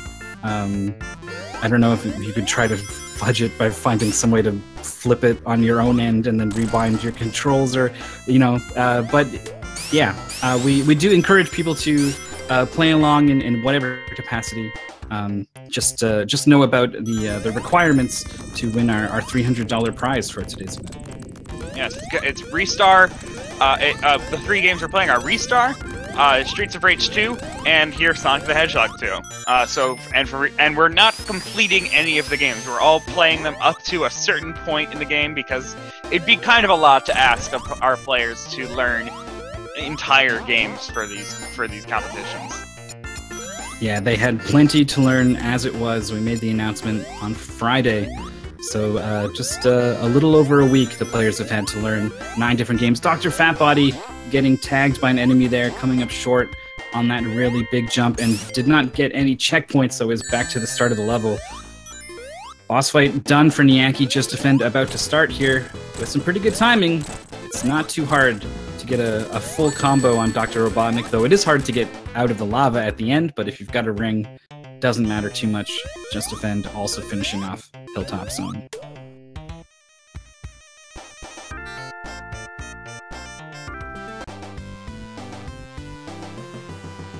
So Arctic and Niaki are the first ones into Mystic Cave Zone. Arctic definitely quite a bit ahead here already on the boss fight of Mystic Cave Zone 2.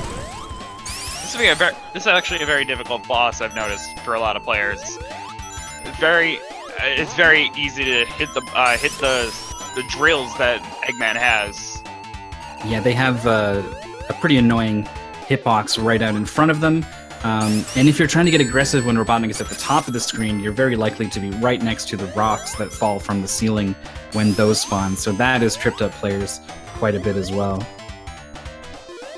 Arctic overcoming both challenges and is going to be the first player to move into Oil Ocean Zone. This is the last zone of the goal, and currently enjoying a pretty significant lead here.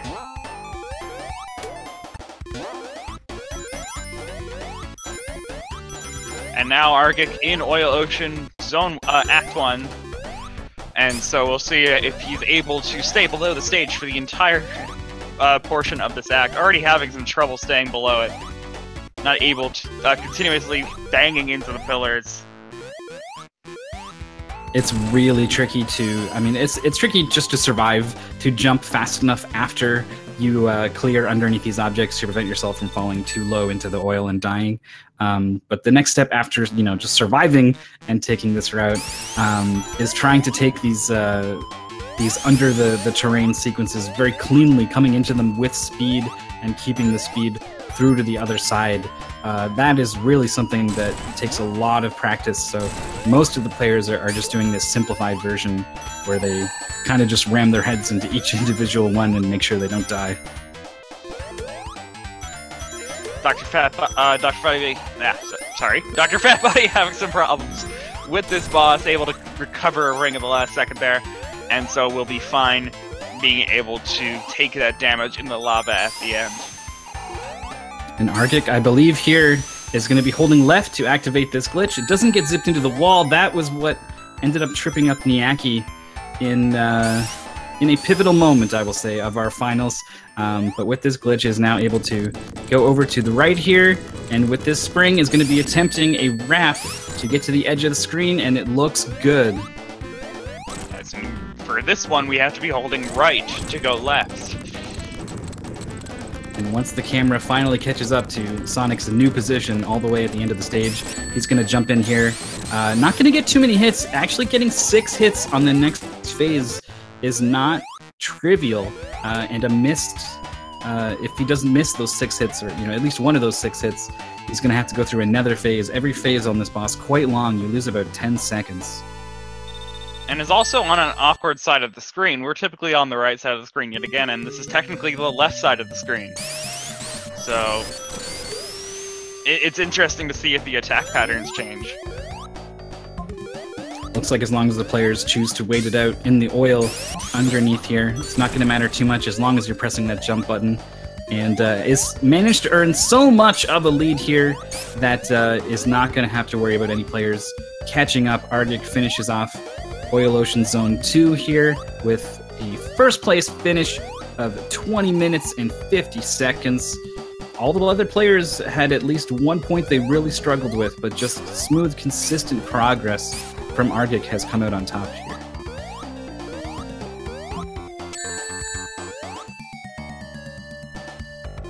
Meanwhile, for our other players, Niaki and Just Defend are making their way through Oil Ocean Zone. Niaki gets too low in the oil and dies. It's not something you want to see. Just Defend just barely trying to get enough height to almost clip up onto that ledge, but does finally get there. We've got to look at Infinite Mystery, who is actually doing really well, has finished off Mystic Cave Zone 2, and has actually surpassed Mr. Fatbody, who ever since Hilltop Zone pretty much has been running into a world of trouble.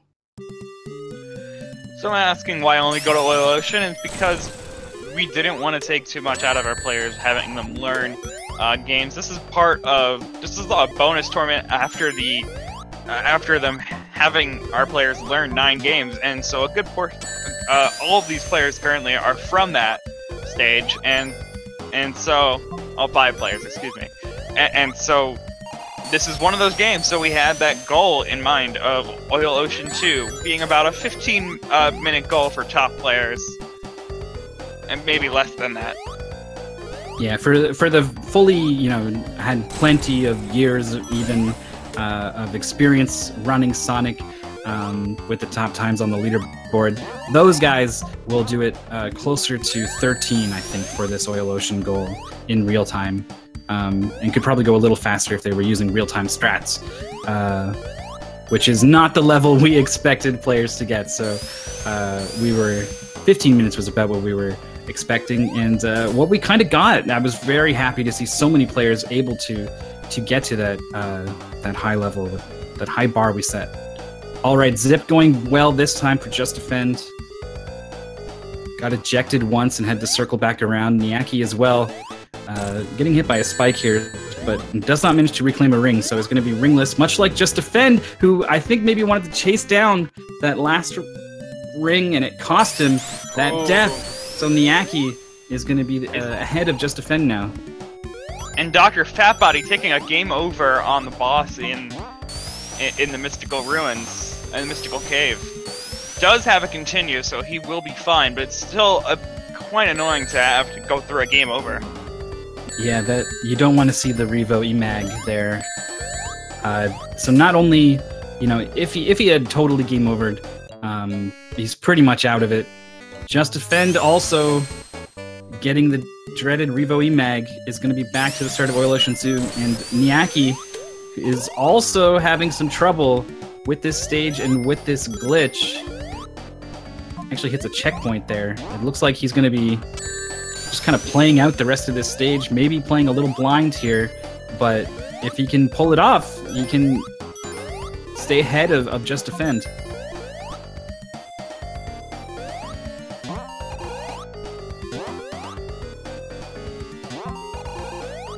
And falling into a pit there, Dr. Fatbody. Having a lot of trouble now, yeah. Yeah, I don't know if this is... Here's Just Defend going for the wrap, actually, and ends up failing it. I believe he did accidentally hold right to go left. Or hold Could left be. to go right. Does end up getting ejected here. If he nails this, he gets all the way back to the boss fight that Niaki is slowly making progress towards. Kind of sight reading the level, I think, from here on out, but has, I'm pretty sure, managed, yes, to get into the boss fight here. So unless something goes really wrong, it's looking like Niaki is going to be the one to finish in second.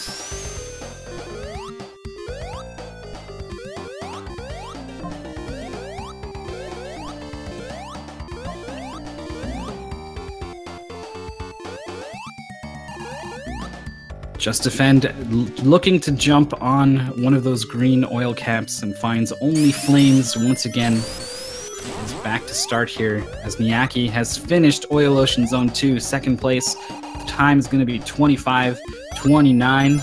And like I thought, Dr. Fatbody is a little bit on tilt here.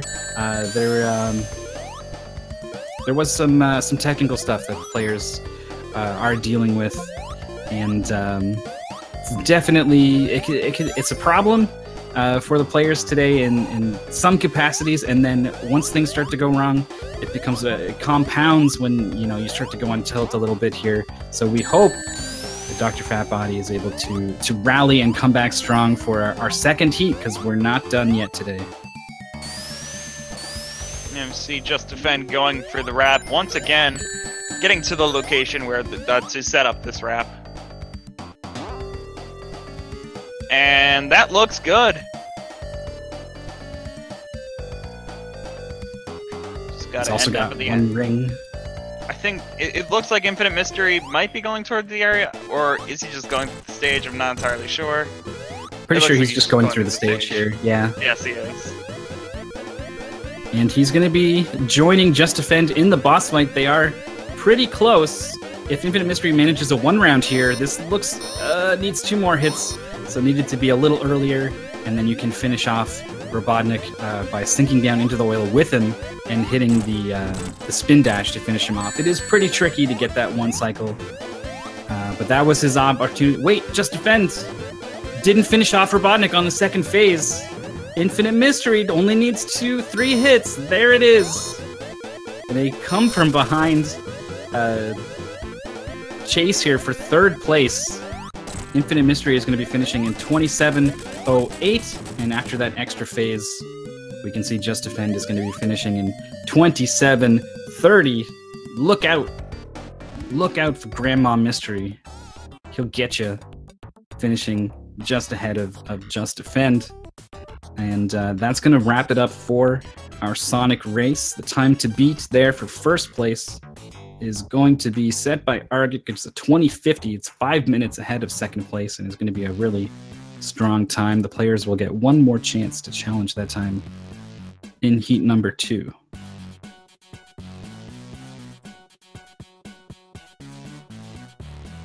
It'll be a while before we cycle back around to Sonic. We're playing 3 games today. We've already seen them.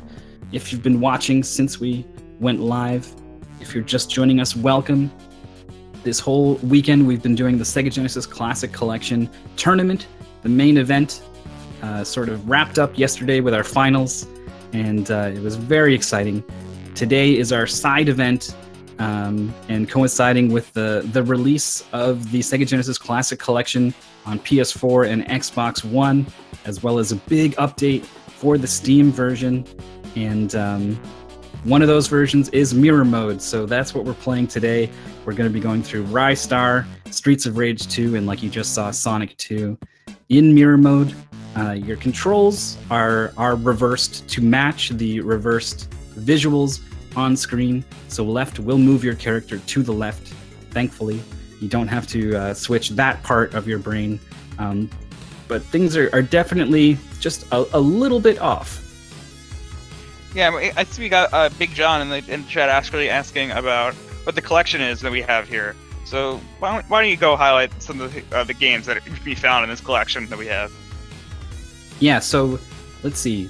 There's a lot of... I don't want to just read off 50 games here. Yes, I know. Standouts for me, Alex Kidd, representing the Alex Kidd franchise. Alien Soldier, fantastic treasure game. Altered Beast, Rise from Your Grave. We've got the Dr. Robotnik's Mean Bean Machine, which is the reskin of Puyo Puyo. Dynamite Heady, all the Golden Axes, Gunstar Hero, all the Fantasy Stars 2 through 4, Shining Force 1 and 2, Sonic's 1, 2, Spinball, 3D Blast, all 3 Streets of Rages, Wonder Boy and Monster World, Wonder Boy 3, Vector Man 1, 2, and Revenge of Shinobi, I think, are maybe some of my favorites from this list. And that's not all. There are over 50 games all told in the collection. Now that our players have finished, we can go ahead and take a look at the leaderboard and see how things have changed. Argic was not one of the top 2 players, but scored first in Sonic, so has shaken things up here quite a bit. Look how close it is between first, second, third, and fourth. Currently Just Defend in first place with 7, and then a 3-way tie for second place between Dr. Fatbody, Miyaki, and Argic. So this is shaping up to be pretty interesting. There's only one more attempt at each of these games for these players to set a new best time and try to jockey for position on this leaderboard and try to take home our prize today of $300 that was put up by SEGA. Also, in addition to the $2,000 we gave away yesterday to our players who placed in the top 3 of our event this weekend, and also provided the keys on Steam for our players to play on the Classic Collection version as well. So big thanks to SEGA for providing those for us today. I will also say that someone asking in chat, of course Toe Jam and Earl is in this collection. Yeah, I skipped over it. I had to make some sacrifices for time, but Toe Jam and Earl absolutely in there. Sort of a kind of a roguelike, you know, which is an incredibly weird thing to say about a Genesis game, especially with those characters. But there, yeah, well, assuming you're not playing on fixed world anyway, there is a random world with random items and different presents. You don't know what they do until you open them up and see. So that was a weird game that has some real charm to it that has captured the hearts of a number of people. What I do enjoy also is when you open up the game, we do have this nice. When you open up the collection, you got this nice title sequence that comes in. I'm sure there's probably a video of it somewhere online of what it looks like. It's a compilation of like all the sprites just interacting in real world, and like it's kind of an interesting. It's an interesting kind of comedic animation, and for Toe Jam and Earl, we of course got Toe Jam burping. Of course. Also something you can see if you pick up the game for yourself, because it is now out today. Again, PS4, Xbox One, and updated on Steam. I think there also might have been a price change on Steam. I mean, that stuff varies from region to region, so I don't want to say one way or the other, but I did notice it was actually quite a bit cheaper today now with the new version than it was previously. So definitely give that a look. Yeah, I'm certainly interested in pulling out that multiplayer mode, potentially playing some old-fashioned Dr. Robotnik's Mean Bean Machine, some Puyo Puyo is basically the other way to call it, with some friends, in the classic way. One of our 9 games that we featured in our main tournament was Columns, sort of representing the puzzle genre here on the Genesis. And there is a 2-player mode in that as well, so yeah. Yeah, 2-player and an online play is one of the features of the new version. And that update was also made available for free if you already owned the collection on Steam. So if that was something you were hoping for when you originally got it, that's there for you now. Play Columns with your friend. But back when we were choosing the games for today, we talked about, do we want Columns or do we want Puyo? And we played a bit of Columns and we played a bit of Puyo, and it became clear that Puyo Puyo is very, very hard. It is very, very, very hard. So Puyo it takes a bit longer to learn, admittedly, but Columns does speed up very quickly. Oh, it does. It's not free, for sure. But I think it was about level 6 where I just could not beat the computer anymore. Just was beating my head against it for well over an hour. I do want to try to play against the computer, see how well I do, because I know I was starting to get pretty good at Columns through practicing this and playing it through qualifiers. I thought I was learning something. I was like, I'm doing this. Sometimes I don't make it, but I do get there eventually. I get a really nice combo and take out the enemy, and then level 6, I don't know what happens, man. But that guy knows how to chain.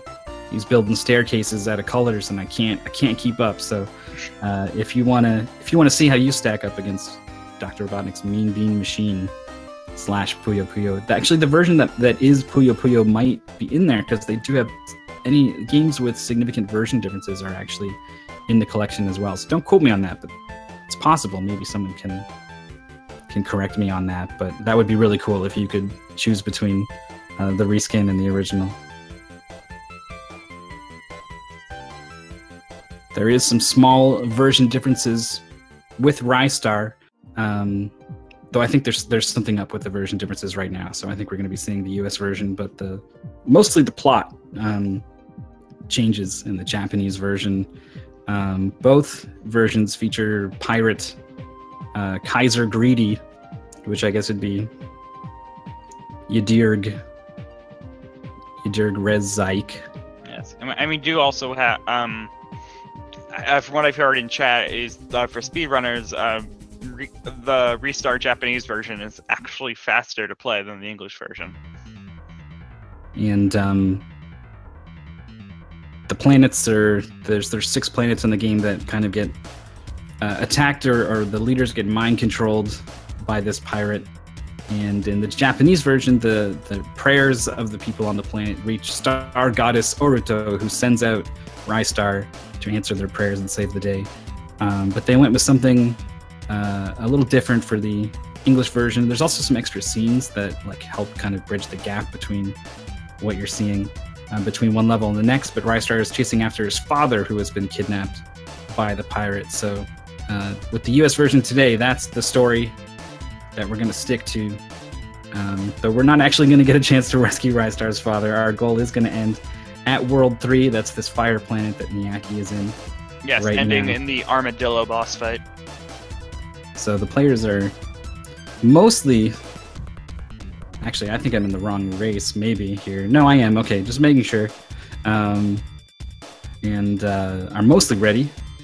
Though, again, there's a couple players having a couple of technical issues that they're working on, and so we're just about ready to start Rystar Race 2 for Race 1. We can take a look at, well, you can listen to me take a look at the results. Dr. Fatbody finishing in first with a very, very strong time of 15:25. Just Defend had an 18:04. Infinite Mystery with a 20:27. Argic with a 20:46. And then Niaki ran into some troubles, ended up resetting, so only managed a 34:18. Now, I think all the players are probably going to be quite a bit more used to Rystar, quite a bit more used to mirror mode, so I think these times will have a good chance of coming down. But I also think Dr. Fatbody's 15:25 is just a very solid time. There's a chance that this will stand here and hold on to the #1 spot.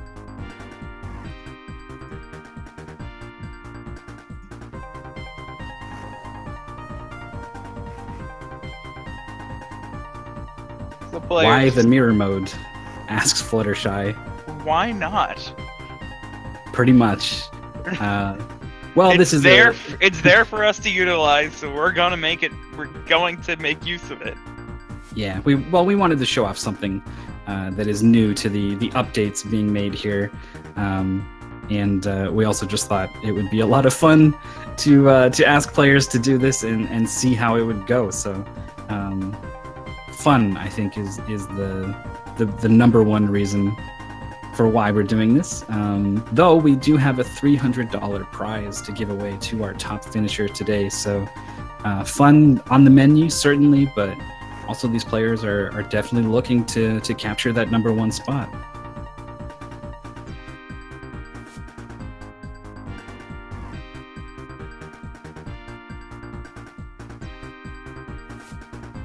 Most of the players don't want to get caught messing around in the game. They want to be ready on the title screen here in Niaki. Ever eager to get in the last-minute practice. We've definitely seen that a number of times throughout these races. Has put in a ton of time learning all these games. Finished first in the qualifiers. And until well, I won't talk about it too much, but did finish second yesterday in our finals. And one of the players I've been most impressed with in our events this weekend. Yeah. I do want to also address that people are asking about the multiplayer and its online connectivity. It's only been out for today, so I don't know if anyone's had a chance to really play through with the online multiplayer and see how well it is, how well it works. So that is yet to be determined, pretty much for us. Yeah, keep an eye on the gaming news sites, I suppose, for that information. But it definitely was a feature that a lot of people were asking for after the collection was announced. So super happy to. Also got those leaderboards to go through, so that's nice to have. Online leaderboards for everyone. Kind of like the leaderboards we have here today, that the players are off and running to try and get to the top of in Rystar. And already we got a bit of a lead going on for Dr. Fatbody. Was the strongest Rystar time by a couple minutes in race #1. Oh, actually no, we got, Niaki and Just Defender are currently the most ahead, and Dr. Fatbody not far behind, and then followed by Argic. Excuse me about that. Still very close. Dr. Fatbody getting good luck with that boss, Niaki getting not so good luck. It's pretty minor, but if the boss goes up, you do need to go after him, like we're seeing with Argic, and can cost you a bit of time there. Argic finally does manage to track him down to finish him off, but like you said, it's going to be Niaki followed by Just Defend and Dr. Fatbody, all very close. Look for this to change throughout the course of this race, because there was a lot of deaths and a lot of back and forth in heat number 1.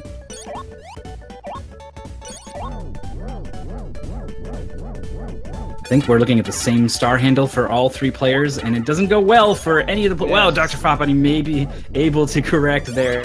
Such a small hole to go through. There it is. It's pretty cool that you can extend your launch off the star handle, but when it's going in the wrong direction and you kind of wish it would just stop, and you keep hitting walls and prolonging it, it can be pretty annoying.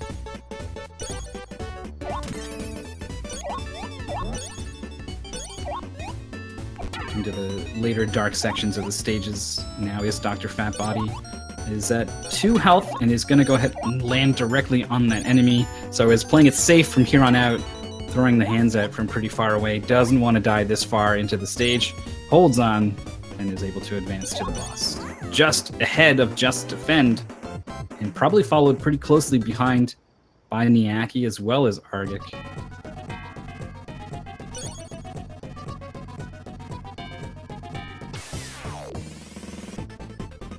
And so we are moving on to this first boss, Dr. Fatbody, being able to start it off first, getting some good hits in for everyone else.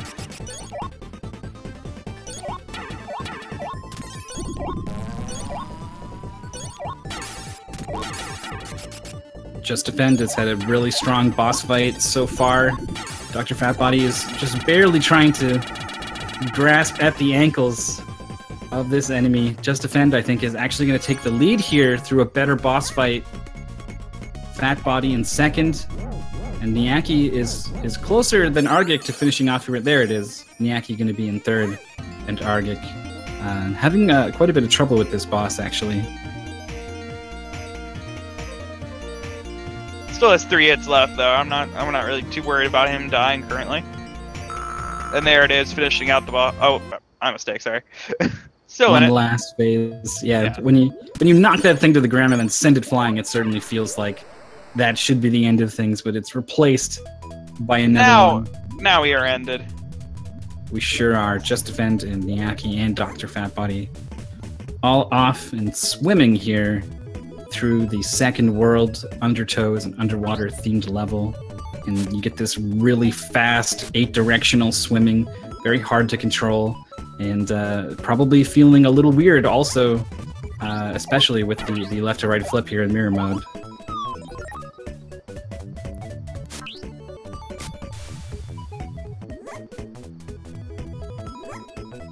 Niaki has some time to kill while he waits for the water, so using that time to pick up a health refill, keep himself healthy at 4, which maybe Just Defend wishes. It's Dr. Fatbody as well, both players taking deaths late into Undertow 1. I'm pretty sure we've just seen Niaki take the lead.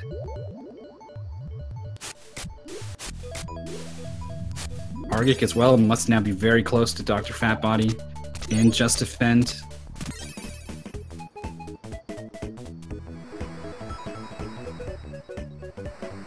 Still trailing by just a bit as Dr. Fatbody and Just Defend join Niaki in this sequence here, waiting for these enemies to become vulnerable.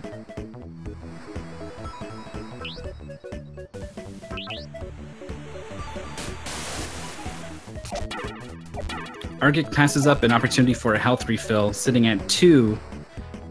Some of the patterns can be a little tricky to dodge, but if he's able to take at least 1 hit, he feels like that's enough to get through this sequence.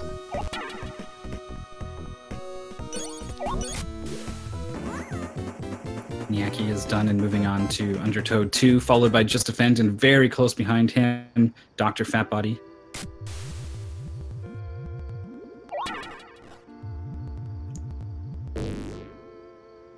And now, yeah, Niaki having to navigate this underwater sequence, getting a bit lost here, it seems. This is definitely one of those situations where the left to right flip can especially mess with you. A lot of the walls and just the way the stage looks is pretty similar. So and also it's sections where you're not just going to the left. You kind of have free range to move all around. this room, so it's definitely an opportunity to get lost that a player's got to be worried about at least a little bit. Just Defend, I think there was swimming up looking for something when he needed to go down.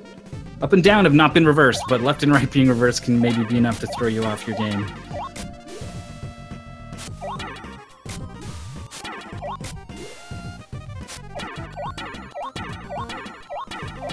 Just Defend and Niaki showing off this technique of repeatedly headbutting the wall to make some upwards progress, getting you a bit ahead of the water, ahead of the game.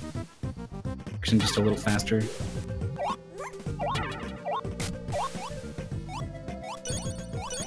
Dr. Fatbody is going to be the first to leave this area. I think he wanted to grab the top thing there and not the enemy that's spitting it out. Twice now that's happened, and third time does get tagged by the enemy falling down, so he is going to take a death here. And we might have seen another lead change. The checkpoint is pretty close, I think, so maybe not.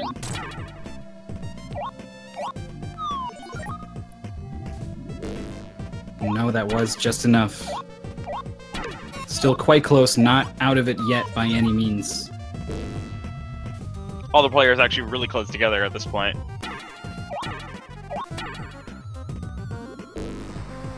I can't tell if Niaki was accidentally swimming over the mollusk and into the wall, or if that was an intentional strat to sort of kill a set amount of time before the mollusk becomes vulnerable. Either way, the timing worked out really well. Niaki is done with Undertow 2, followed very closely behind by Just Defend. And here comes Dr. Fatbody in the last sequence of it as well, swimming out of the stage. And now we get to fight our Hammerhead Shark. Yeah, this boss moves very quickly. I mean, certainly takes its time dancing around in the background, but when he is vulnerable, he is moving very quickly. Niaki is choosing to wait in the middle of the screen and try to just grab up at the appropriate time. You can also try to just find the right height and throw your arms out to the side repeatedly. A couple different strategies here, and you really don't want to miss a hit because you do have to wait just about 5 seconds or so, maybe more, if you miss one of these opportunities to land a hit. Niaki gets a pretty much perfect fight. It's going to be the first one done with World 2.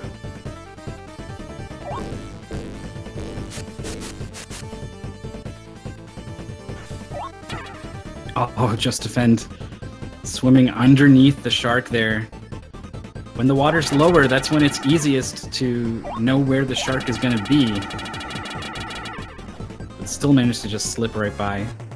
Has finished him off now. Dr. Fatbody also getting the last hit. So these two players very close, but for now Niaki maintains the lead.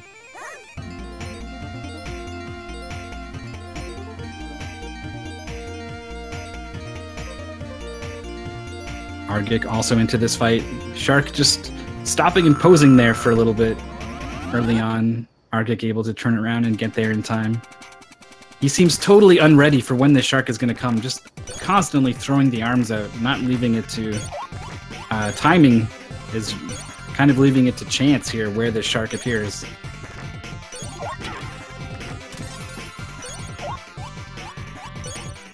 This is kind of like the...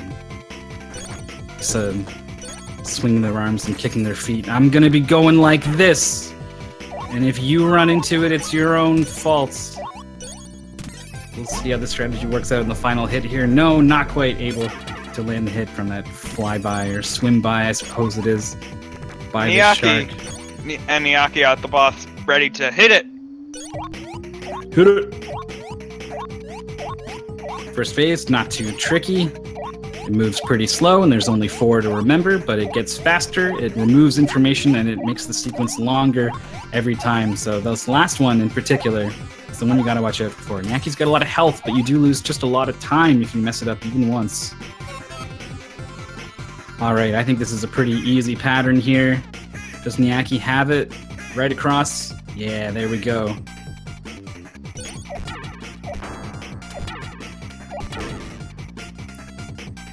Just Defend done with sequence number 1. It's pretty close behind Niaki. Just one level and one boss left.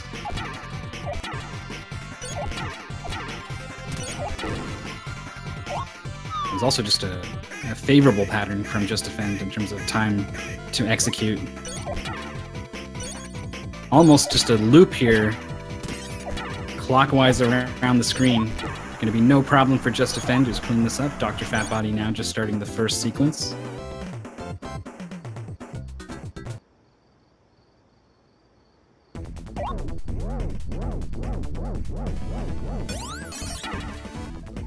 Oh, not quite able to get the star handle shot in the hole. Second time around, went at it a little too early, but is able to loop around and just walk it off from there. Here we go. This sequence has given Dr. Fatbody quite a bit of trouble. And it looks like he got it. Trailing by a fair bit behind Niaki and Just Defend, though Just Defend struggled pretty early on in this 3-2 stage here, so could maybe catch up to Just Defend, but again, it's all about best time here today. Dr. Fatbody's already set a really good 15:25. Niaki finishing out here the second half of this world and into the boss fight is well posed to maybe challenge that really good 15:25. Needs a strong boss fight here. Takes a hit and also loses the opportunity to hit the boss down to 2 stars. Not the way you want to open up here.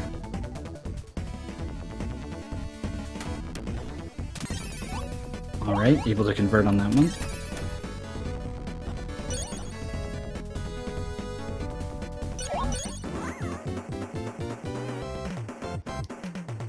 I had a nice swing there on the claw that time around, but is able to land that hit. Ooh, Argic, yeah, dying on the memory sequence. I was paying attention to his screen because I noticed that he was hesitating a bit with that phase.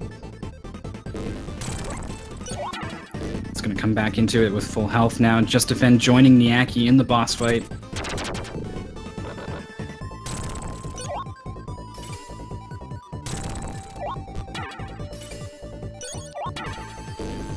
Niaki's down to 2 hits.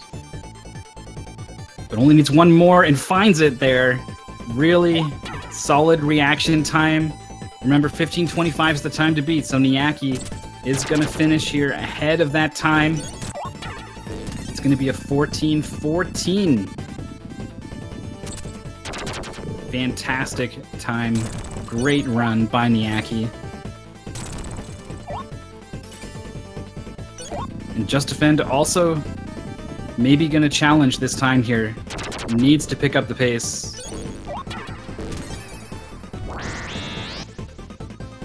One hit left. There it is. He finds it. What is his time going to be?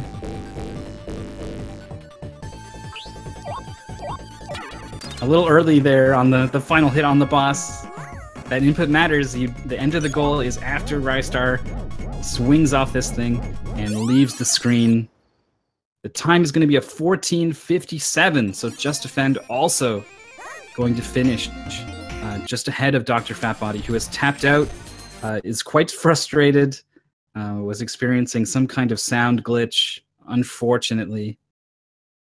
So for now, he's going to drop down to 3rd. I don't think Infinite Mystery or Argic is going to be able to challenge the time he set in heat number 1, though. So I think 3rd place is where he's going to stay, because this is our final run of Rystar today.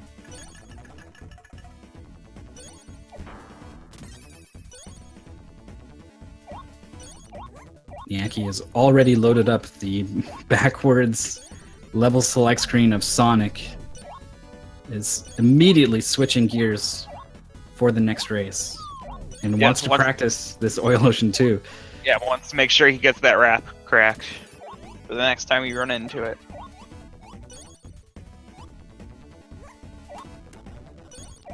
Infinite Mystery is down to 1 health really late into this stage here. Not too much further to go. Does know about this health, so he's going to detour for it.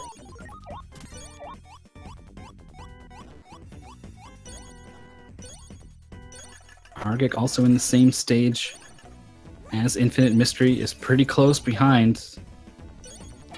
Has to health here and doesn't see the need to go for more. Infinite Mystery doesn't like the way this enemy's looking at him here. It is quite a large enemy to be able to dodge. Nice job. Oh, okay, we're getting crazy now. We're moving on. What are we doing?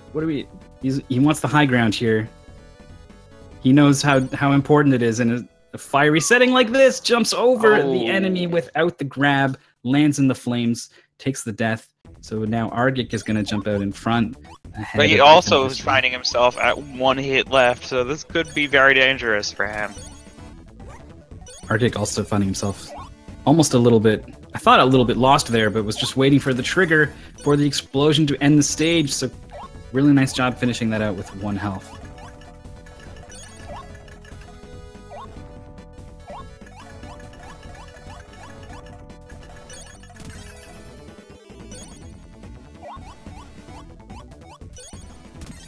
Infinite Mystery back down to 1 health. And we've seen players in this situation before with these. Oh, okay. Was really close there. And does get an opportunity to take him out. Also paying mind to this launcher on the left side of the screen.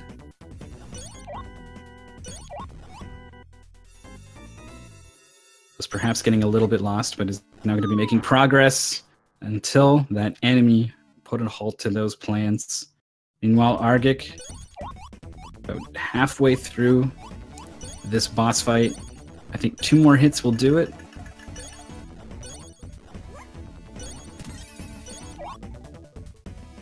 One more. Yes, our Armadillo is that familiar red color, showing that we are at 1 hit away from killing him. Ooh. And there he goes, exploding him off. I thought that Rystar was going to be the one getting hit in that exchange, but I guess the hands returned just in time to throw them out point blank and tag the boss for the final hit. So Argic is going to be finishing in 3rd place with an 1839 as Infinite Mystery finally overcomes those troubles in 3-2 and is going to be starting the boss fight.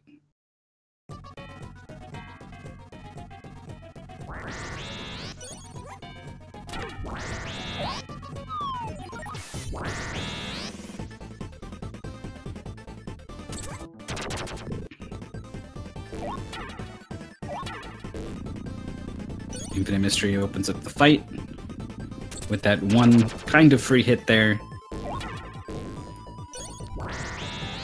Getting the low patterns and moving into the falling sequence. And he's just throwing out those hands any which way. Not going to try to play the reaction game, though he does land a really nice hit there.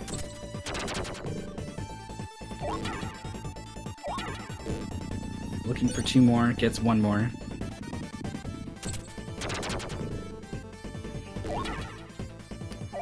You can get that hit early on.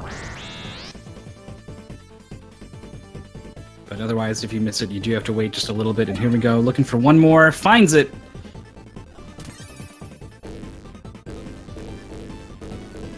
Infinite Mystery is going to be crossing the finish line in the sky. In space even, perhaps. In just a little bit. Oh, alright. Has the handle here, but... Okay, there is the dot done coming from Infinite Mystery, so the final official SRL time is going to be a 2024. And the dot comment, 3-2 troubles. Pretty much sums up what happened there. Argic was able to surpass Infinite Mystery. But again, these are great times set by all the players. Yes, nicely done. And so... And so with that, I feel like we should... we're going to be moving on to Streets of Rage 2.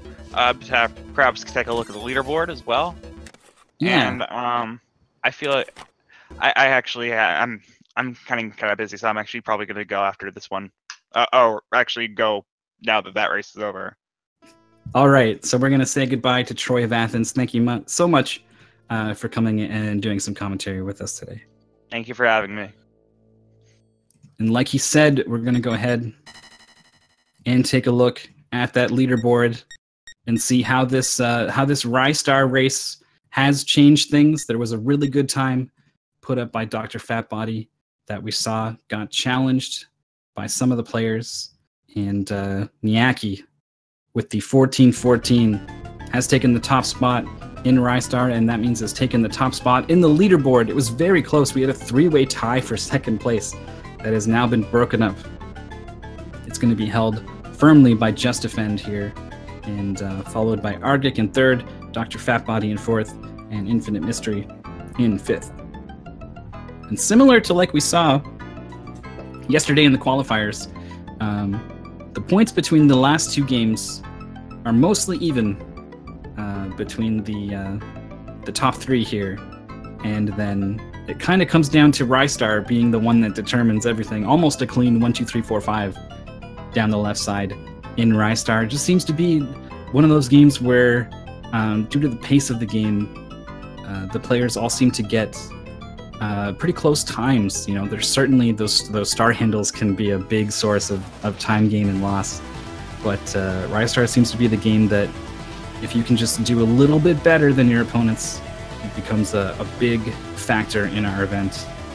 So, Niaki in the lead, currently has best time in Rystar, second place in Streets of Rage 2 and Sonic 2, is going to be looking to challenge those times, along with everyone else in heat number 2 of Streets of Rage 2. It's going to be our next game here in the Sega Genesis Classic Collection Tournament Mirror Mode Challenge. This is a new mode that just launched with the Steam update and the new version available for PS4 and Xbox One right now. So we wanted to show it off, and here we are. It's pretty silly, as you can see, with all the backwards text on screen for Streets of Rage 2. But we do have a bit of prize money here, $300 put up by SEGA to the player who wins today's event. So in addition to fun, players are going to be playing to win here for this prize. And with RaceBot counting down, it's not too long before we get started. We saw a lot of max in race number 1, and it looks like that's not going to change. All the characters in Streets of Rage 2.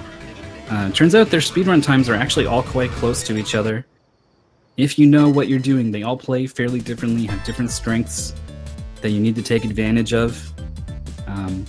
For Max, he'd have so many strengths, you can take advantage of just about anything and do pretty well, and so I think that's what's attracted our racers today to this character. Or should I say Zam?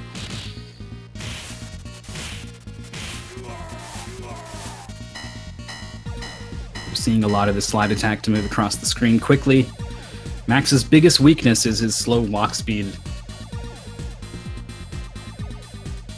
It's something you'd think would be a big problem in a speedrun. But just due to the way he can traverse very quickly with the slide and the tackle, that gets kind of offset, and you're left with a character who just does the most damage, has a lot of tools, especially with grabs, has a lot of range with those big arms. Just Defend getting caught by these pretty ridiculous knife-wielding enemies. Just knife out, doing this shuffle run towards you. Surprisingly hard to deal with, easy to get caught off guard. Unsurprisingly, all the players still quite close, as they do their best to og to the left side of the screen. Streets of Rage 2 was a fun choice, I think, for our Mirror Mode event, because the game never stops going to the right normally, and this gets totally flipped around here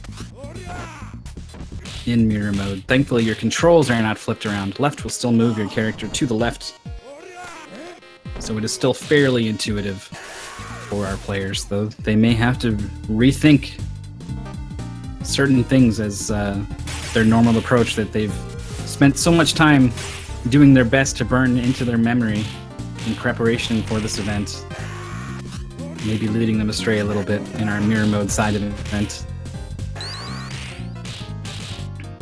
It would have been pretty interesting if someone chose to sit out the main event and instead focus on learning all the games backwards on purpose.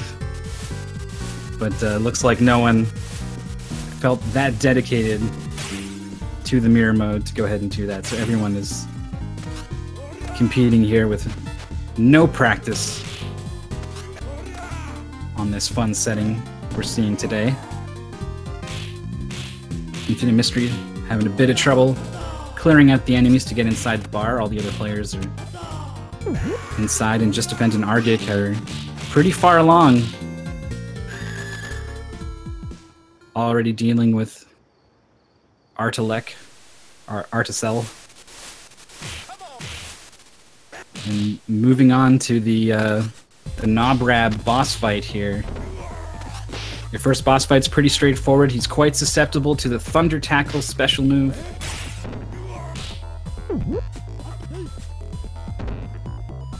Though if you leave him be, he will get kind of aggressive. Just Defend getting thrown around here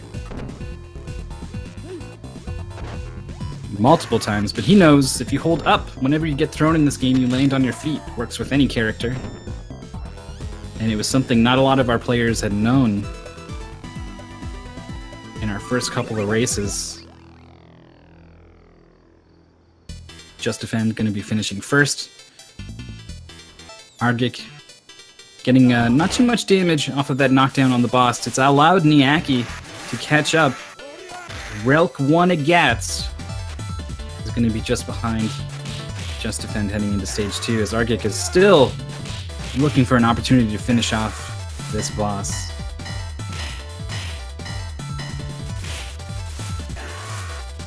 Infinite Mystery. Pretty much surrounded by enemies here. It's just going nuts with the slide attack left and right. Thunder Tackle, a really good option in this situation to clear out multiple low health enemies.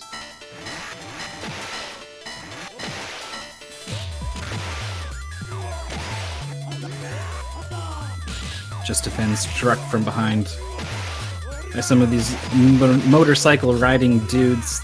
Their getup reminds me of something that I can't quite place, with the bare midriff and the spiked shoulders and the fur collars. I mean, I guess it's kind of Mad Max-ish, but I think there's something in particular that is not quite coming to me. Just Defend actually getting grabbed there just as the back of this truck comes into view.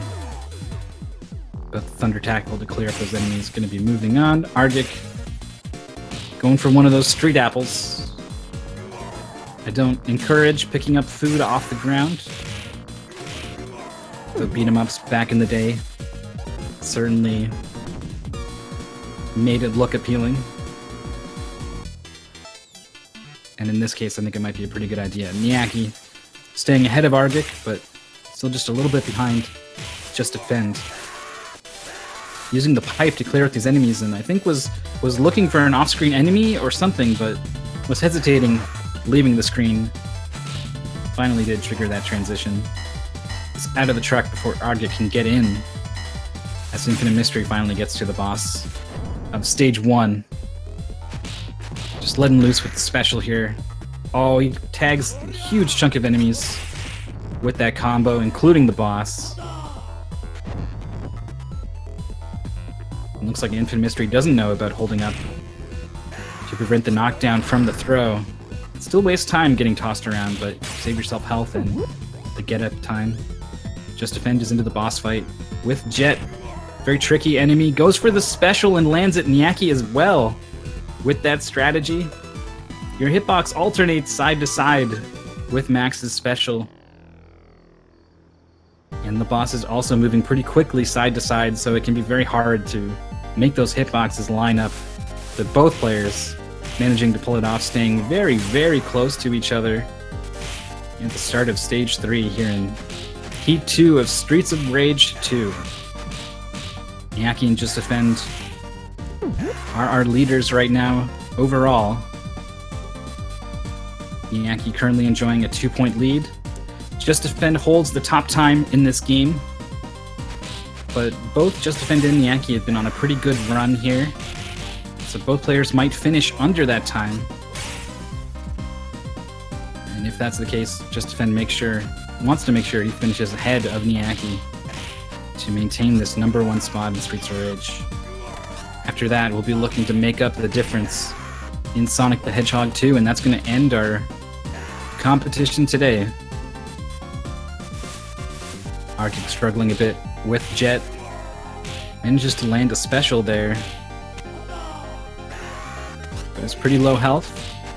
Jump kicks are pretty effective at hitting Jet, but they don't do a lot of damage. It's enough, though. Arctic chains pretty much 3 of them together to finish off Jet on the left side of the screen. Relic 2 EGATs for him.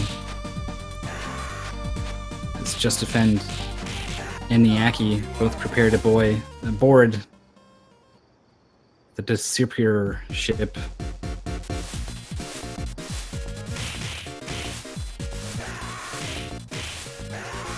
Thankfully, they knew they were coming here thanks to the sign on the wall.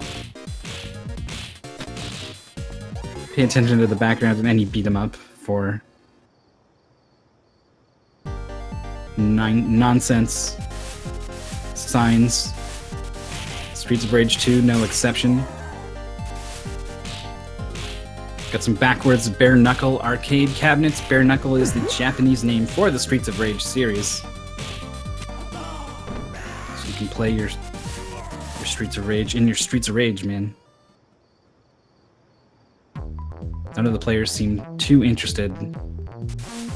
Would rather continue on through this theme park into this really weird section. Niaki, I think, was a little wondering what was going on there. Had one enemy off screen to the left.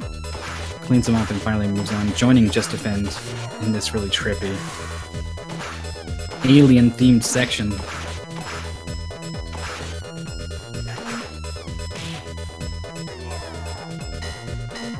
Just Defend is going to be going with sword strats. These are very safe and consistent strats. Max's big arms will whip this sword behind him and in front of him pretty far, so that it's got a lot of reach. And it is especially good against this boss that we're seeing, this mini-boss of this weird alien head thing. Just Defend looks like he's lost his sword, so he's making do with a Thunder Tackle and getting challenged a bit there by the boss, trading hits. Niaki as well, very low on life. He's going to go ahead and lose that life. Get refilled, come down with some specials. Just Defend gets taken out by a ninja. There's another sword opportunity there. But you'd really rather take advantage of Max's grabs on this boss. Oh, but the ninja is going to get in the way. You can get a free grab on this boss if he just holds down at the start of the fight. The Thunder Tackle! Zamza, if he blocks this Thunder Tackle, you get to hit multiple times and deal a ton of damage. Just totally obliterates the boss with none of the... Oh, looks like Niaki's going to get it as well. Most of that health bar gone. Gets it again. These players just really leaning into it, as it were. Relic 3 EGATs for Niaki. Needed that really strong boss fight to keep pace with Just Defend, and it looks like he's got it. Argic wailing at enemies off-screen. Not quite hard enough to prevent getting knocked down. Denied entrance. Was somehow not tall enough to ride the alien theme park, despite Max being like 6'5" or whatever he is. Maybe he's too heavy. Maybe he needs 2 seats.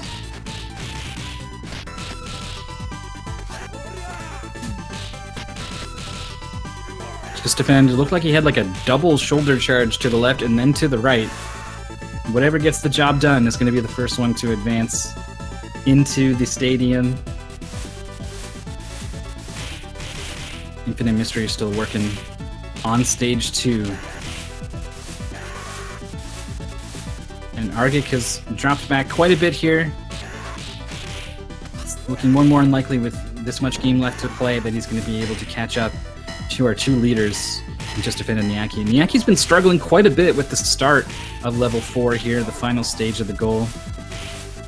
It took a while to gain entry. Something about his ticket was a little off. He photocopied it at the library and there wasn't a lot of ink, so it wasn't quite showing up on the scanner. They had to call someone, but he finally does get in.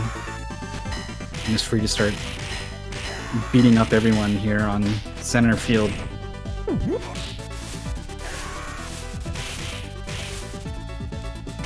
Infinite Mystery at game overs, but thankfully you get to continue right where you left off after entering your name. Everyone's name today appears to be So quite a coincidence as he gets to try once again at this boss fight. It's trying to get him up in the air. That's not really going to happen. And you are vulnerable to that dive kick attack, so not the right approach. You want to keep your distance and have Jet come to you. Is the reliable there? That's the attack you're looking for. Infinite Mystery was gonna go ahead and get grabbed, slammed by Jet. Meanwhile, Just Defend and Miyaki almost about to be on the same sequence here before the final boss of the goal, the strange pitcher's mound elevator that leads to the underground fighting pit beneath the baseball stadium. I've been saying nonsense backward words all day, but I think that was probably the silliest sentence that's come out of my mouth.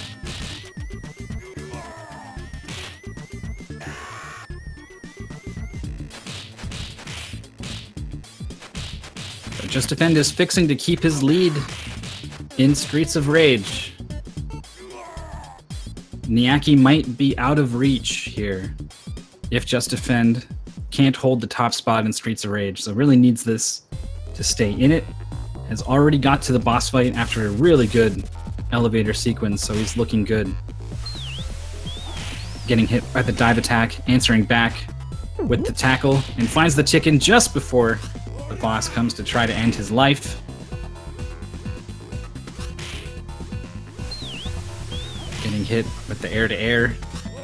That dive attack is what you want to see, though. The boss is vulnerable for just a little bit after coming down from that dive attack. Nice combos here from Just Defend. Finds a really good sweet spot, just high enough to be out of the way of attacks while also landing several of his own overlapping hitboxes, hitting multiple times. Two great combos to finish with a 14:45. I wonder if that's actually a new best for Just Defend. I think it is, so improving on the time from the previous heat. Is going to be taking that #1 spot here in Streets of Rage 2. Miyaki also going to finish with a really strong time here. Is fishing for those multi-hits with the Thunder Tackle. It does decent damage if you only hit once. But this combo that he's found here is really going to finish off the boss, an entire health bar. Strong finish. Relic 4 gats for Miyaki. Final time's going to be 15:17. Second place. Putting himself in good position as long as he can finish out strong with Sonic 2 and hold off Just Defend and Argic, as well as perhaps Infinite Mystery. Miyaki looks to be set here to take our Mirror Mode event. We'll see. It's going to come down to our last race in just a little bit. We'll get there eventually, but for now, Argic and Infinite Mystery are battling it out for third.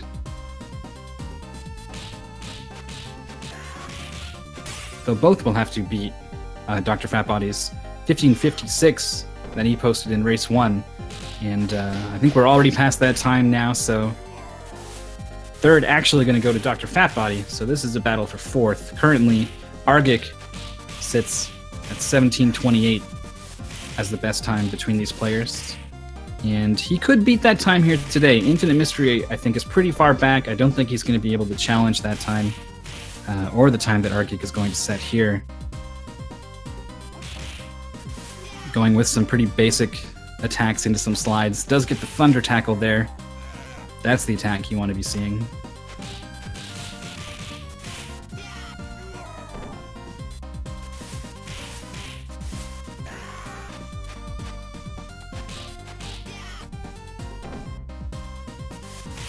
Infinite Mystery again getting thrown.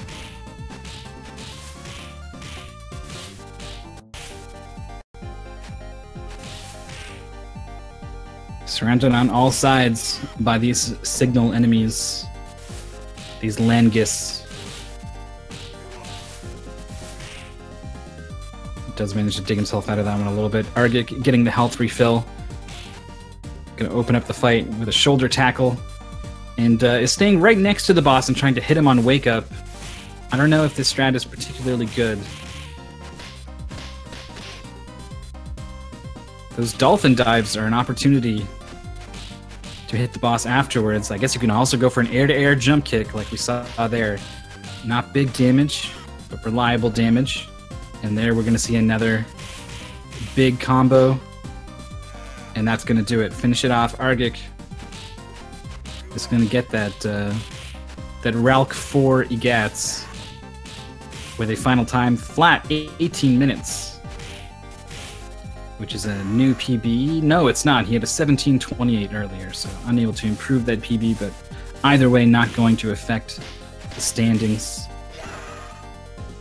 Infinite Mystery getting jump kicked. Yaw! There it is again.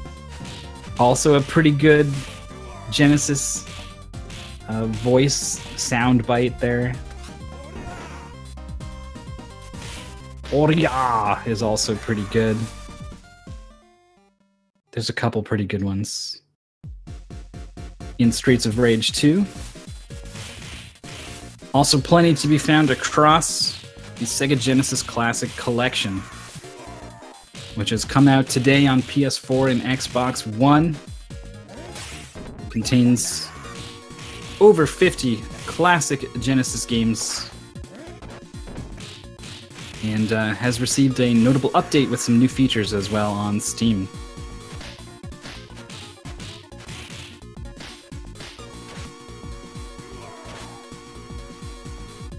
Some of those new features.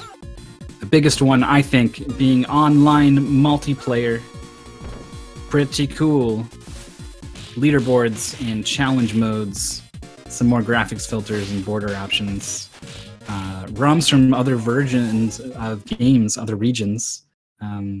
Fast forward, rewind, some sprite limit disabling stuff, a VR mode, play on a virtual CRTV if you're lucky enough to own a VR headset, and also the mirror mode that we're seeing today in our competition.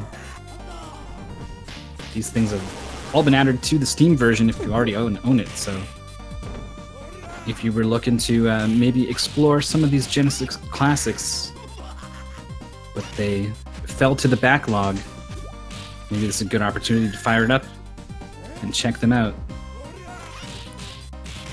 Infinite Mystery with the back suplex.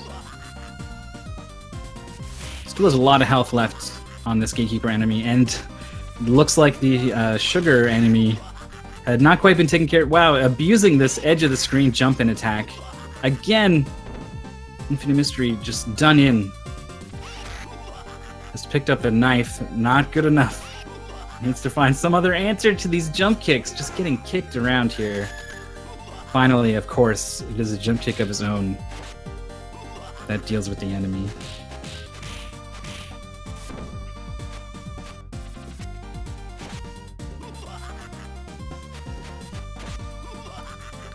Just throwing out the chops. Was pretty sure he was close enough for those to connect, but turned out not to be the case. Found himself swinging at midair in front of a dangerous man with a knife. Didn't work out too well.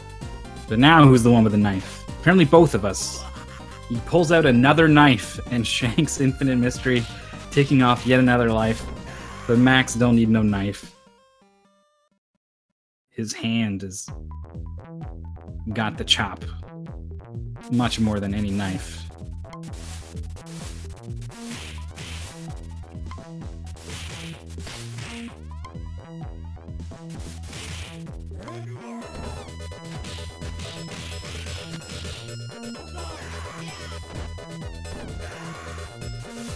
Getting thrown into another enemy. At least your body still acts as a projectile to damage others. One of the very small upsides of being thrown in this game. A lot of time lost in this game comes from being knocked down or knocking down enemies. Obviously, you're disabled when you're knocked down. But also enemies are invincible while they're down and getting up. Anytime they're invincible, that's time you're not hitting them and removing their life.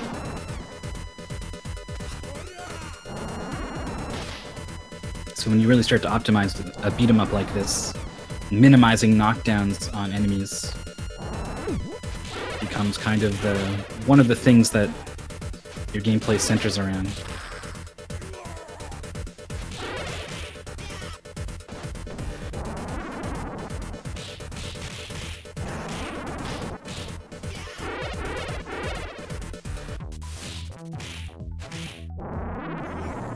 I'm sure you guys have noticed the jammin' beats of Rage available in the Streets of Rage series. Lead composer Yuzo Koshiro, definitely a favorite of some retro gamers, and with the Streets of Rage series in particular, brought in this sort of EDM style of music that I think fits perfectly with the sense of style this game has, but was largely unheard of in video games at the time, way ahead of its time.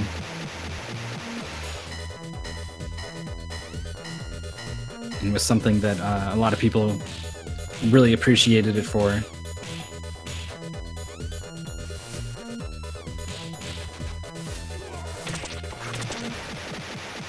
Infinite Mystery, I'm not sure if he intended to pick up that sword, but he has it now. Hit off screen by that enemy. Maybe it was wishful thinking to think that he had left, but he was lurking just off the side of the screen, getting actually grabbed by the boss. Not gonna have any weapons to work with here, and look at these enemies just flipping around. Slide doesn't do a lot of damage, but it does catch both. Double whiffed Thunder Tackle drains his health, so he gets finished off by the boss.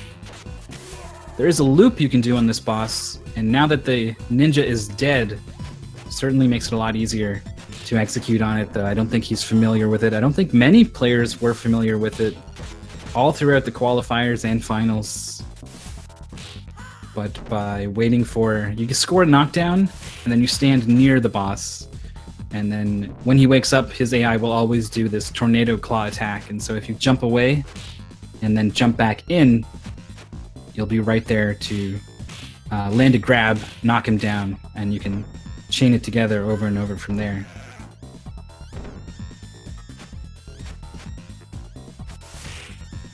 Infinite Mystery instead is just kind of throwing out attacks and hoping Zanza walks into it. Another pretty good strategy, as we saw from Just Defend Niaki, is just throw out those raw shoulder tackles. And there it is! Zamza decides to block it, and it doesn't work out so well for him. Ralk 3 EGATs for Infinite Mystery. It's going to be racking up tons of Sunab for finishing out that level.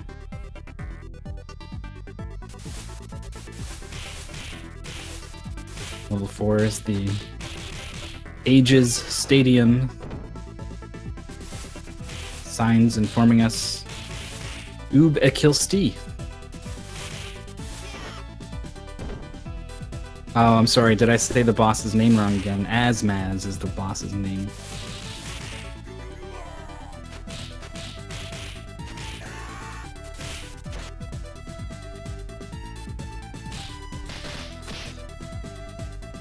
Infinite Mystery grabbing one guy, leaving himself vulnerable to 3 more.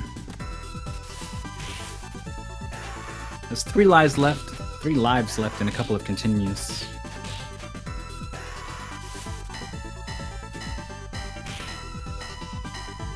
The other racers are mostly finished.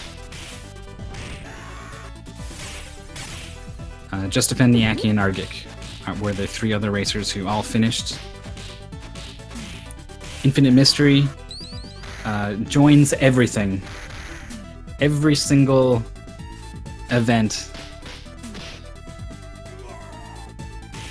in the speedrun community. Don't be surprised to see Infinite Mystery there. And it ends up spreading him out pretty thin, so But then he doesn't let that deter him. He doesn't worry about how well he'll be able to do, how much time he has to learn whatever games. And he also never gives up. Some players might have seen, oh, I'm pretty far behind here, I might forfeit, but Infinite Mystery will never give up. So he's going to play this one out.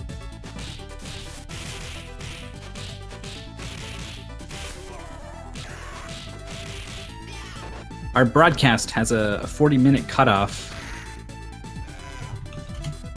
for each of our racers today, and we're still pretty far away from that, so I'm pretty sure Infinite Mystery is going to be able to finish within that time limit.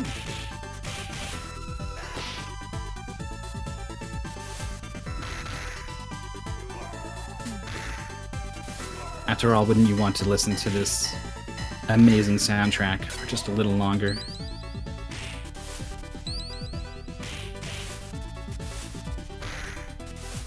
It's got the pipe now. Similar to the sword, you can see the hitbox behind Max.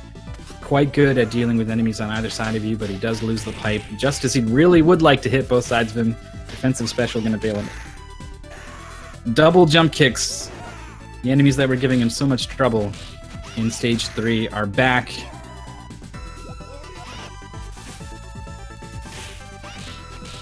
Oh, there it is. The slide to stun on Wake Up with the combo to finish both of them off.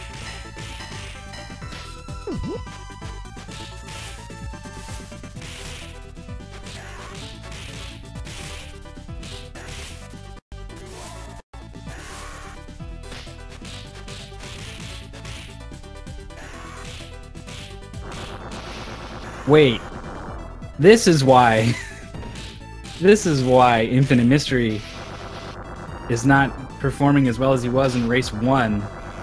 He's on some different difficulty. Because there is not supposed to be 2 Big Ben enemies here.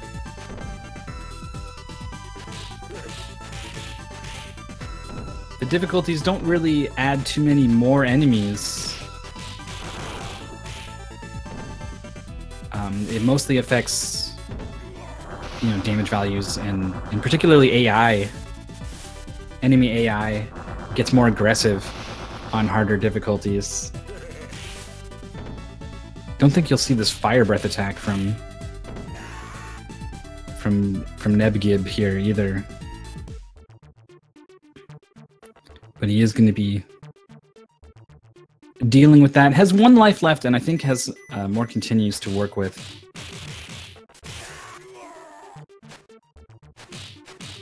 I don't know, this was an intentional choice to play on a higher difficulty. We saw in the qualifiers, Mavelindrome placed a really solid time and opted on following heats to start playing some new characters, start doing 1 life in the settings.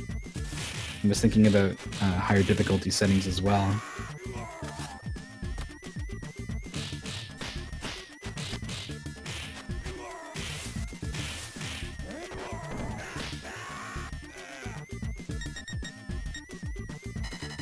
There he is entering that high score, and he does not have an additional continue, so the dreaded Revo EMAG has come for Infinite Mystery and was indeed playing on normal rather than easy, as is the case for our goal today. And while it's not like Infinite Mystery to give up, he is going to type the dot forfeit, and I'm sure this is only because he wants to participate in our final race of Sonic the Hedgehog 2. We can go ahead and take a look at the leaderboard to see where we stand heading into our final race. And if you remember what the leaderboard looked like previously, it should look pretty similar, except with a faster Streets of Rage time. Argic has jumped ahead of Dr. Fatbody to take 3rd place here, but separated quite evenly by 2 points for each step of the way. Niaki is in 1st place, Just Defend in 2nd, Argic in 3rd, Dr. Fatbody 4th, Infinite Mystery in 5th. And so our eyes turn towards that Sonic 2 column. Argic already has the first place time here, cannot gain any more points in Sonic 1, can only hold on to 9th at this point. Niaki, likewise in 2nd, can only gain 1 more point, whereas Just Defend in 4th has potential to move up 3 places here and move Niaki down. So with a really strong Sonic 2, we could see Just Defend make a charge for this first place position. It's basically going to come down to, between Niaki and Just Defend, who can put up the best time in Sonic 2. 1st and 2nd for Niaki in the first 2 games. 2nd and 1st for Just Defend. So Sonic 2 is going to be the swing here.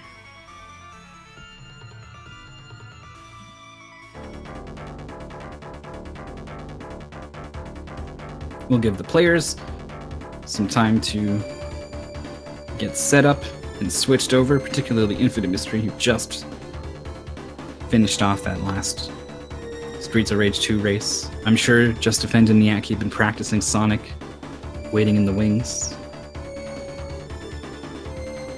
We already saw, as soon as Niaki finished Streets of Rage, actually, had already fired up Oil Ocean 2, started practicing this zip. It's definitely the thing that's given players the most trouble. So I'm not surprised to see Niaki still practicing this sequence.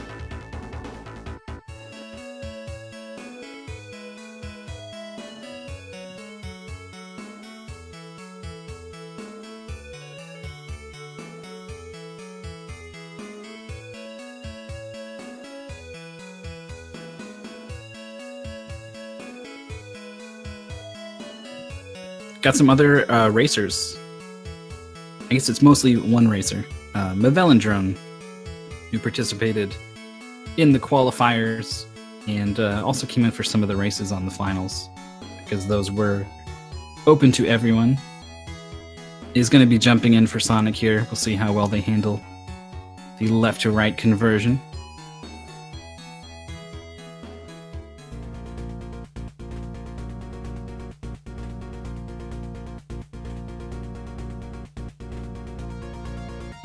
I know I certainly haven't wrapped my head around the fact that Sonic is going to the left.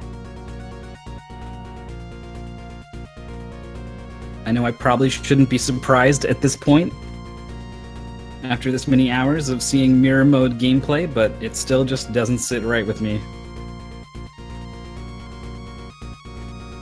Just Defend is practicing this pretty tricky sequence in Mystic Cave Zone where you use the invincibility to stand on some spikes for height and get over a drawbridge without lowering it.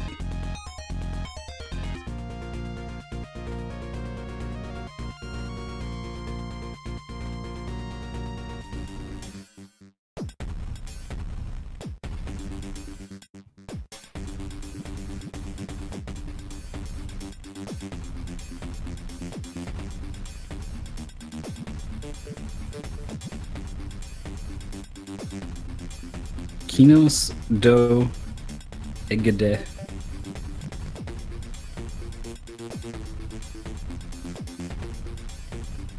Doesn't quite have the same ring to it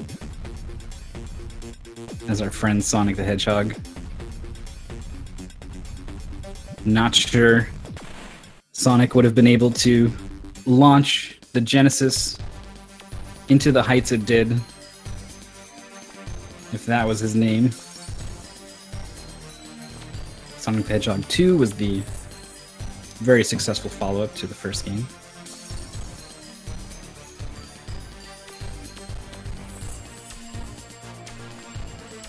And they basically just wanted to make the game faster. Speed was what they were going for when they created Sonic. They were looking for something to compete with Super Mario on the Nintendo. They actually titled the project Defeat Mario, and set to create a not only a game that was better than Mario, but a character that would stand out like Mario had. So a lot of work went into making Sonic appealing in a lot of different ways. They took Felix the Cat's head and put it on Mickey Mouse's body, beloved characters. And they decided that speed was how their game was gonna outdo Mario. Sonic was gonna go faster than Sonic could go. And then in Sonic 2, they said we're gonna go faster. So the general speed of the game, both in acceleration and top speed, has been ramped up. And that speed again gets doubled with this glitch. You see that Niaki is currently in with his save state, which is another feature available in the collection, by the way.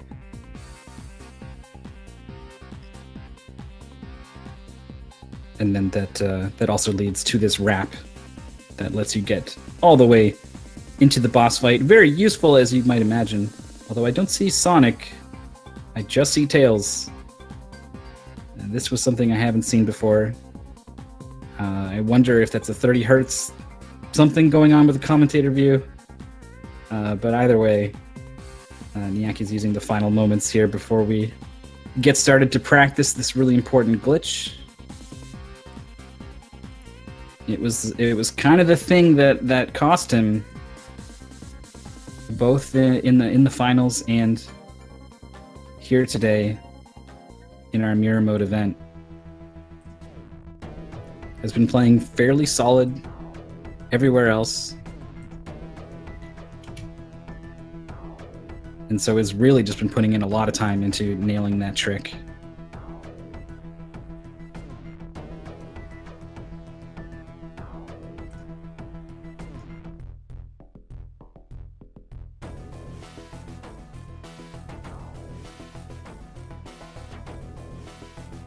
Practice time is coming to an end here. We're going to get started very shortly with Sonic the Hedgehog 2. This is going to be the final heat of this game. It's going to be our final game for our competition today, and it's going to be the final day of our Sega Genesis Classic Collection tournament. The main event concluded yesterday with the finals. It was very exciting. One of the best things I've ever had the pleasure of commentating. Highly encourage you to check out the VODs on, I guess it's probably available on YouTube now, but definitely available on twitch.tv/speedgaming/videos/all, I think is where you can find all our VODs on the channel. This is our side event, our Mirror Mode Challenge, a new mode made available only today with the release of the PS4 and Xbox One versions, updated on Steam as well. Get it now! I think the price is about $30 US. The players already have it, and they're off and running. And Sonic the Hedgehog 2. Speed shoes, obviously a good pickup in a speedrun. But when you're in this unfamiliar going left situation, you're going much faster than your brain is maybe ready for. Argic, I think, was maybe trying to slow down there, but didn't slow down enough. Because in this game, if you cross the goal with less than 30 seconds on your timer, you will earn a gigantic Sunab. Or bonus, perhaps, if you're not living in wacky backwards world. That takes a long time to count down, so you're actually better off waiting out the timer and avoid the countdown on the score screen in real time, which is why speedruns of this game on the leaderboards and for the records and things will use in-game time, but today we are relying on speedruns live for our official time, so we'll be doing real time, and that means these kinds of strats are in play. Some players are aware of them, some aren't. It's a pretty niche thing. And it looks like Infinite Mystery has chosen to play as Tails. No difference between Sonic and Tails, except that when you are playing as both, sometimes Tails will help you out. In fact, I think one of the boss kills, the boss kill we're seeing right here, leverages Tails to land a couple of those hits. So putting himself at a disadvantage for fun here. Infinite Mystery, always ready to have fun. Looks like Just Defend and Argic very close, with Just Defend in the lead, followed very closely behind by both Niaki and Infinite Mystery.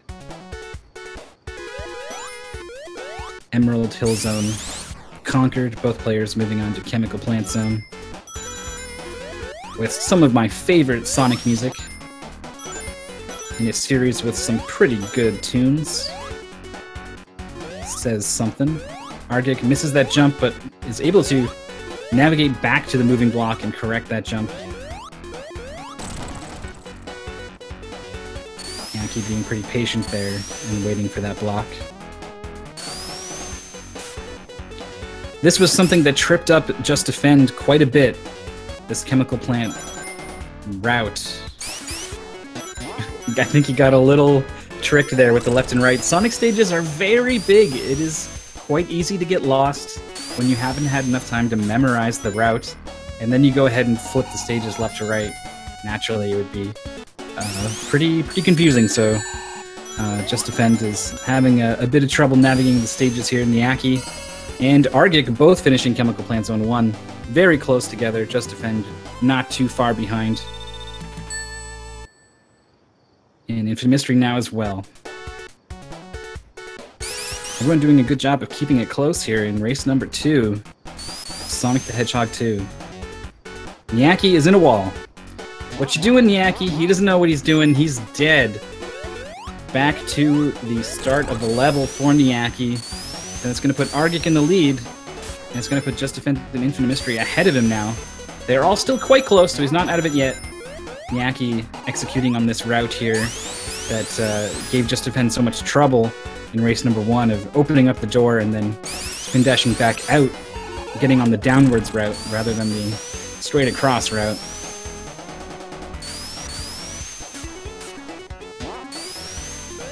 This is the mirror mode competition. That's why everything's flipped left to right. We're having some fun with one of the new modes made available with the new version of the Classic Collection. Thankfully, your controls are also reversed to match the reversed visuals, so pressing left will make Sonic go left. Pressing right makes him go right. Otherwise, I'm not sure our players would finish in our 40-minute allotted time. Argic, however, is definitely going to finish. Has already beaten Chemical Plant Zone.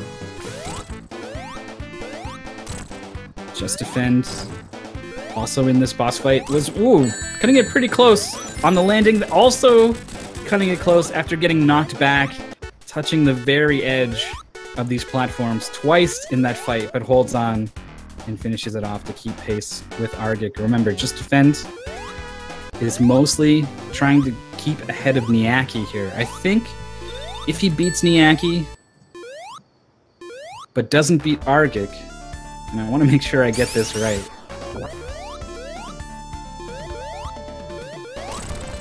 they will tie?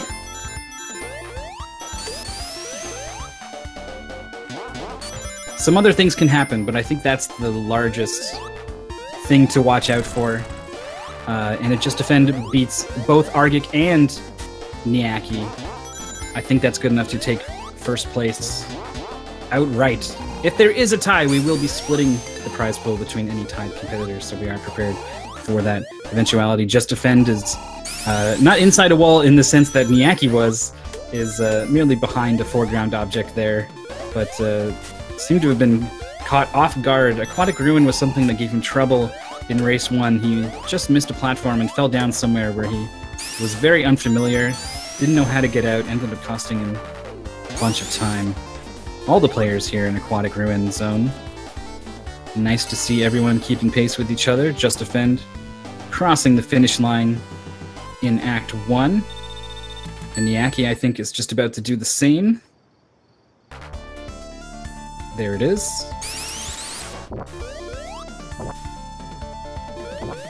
Staying very close to each other. Just Defend wanted the jump that he really wanted to start out this stage and didn't quite get it, so he actually backed up and did the spin dash from the start of the level. Just Defend probably coming in today a little less prepared then Niaki. Just Defend is going to wait for that bubble to make sure he doesn't run out of air. Because Niaki was playing this game in the finals yesterday, whereas Just Defend did not qualify, so not sure how much practice time Just Defend put into Sonic. But clearly has put in some time. Is playing very well, is keeping up with Niaki, is in fact leading Niaki. But not by much.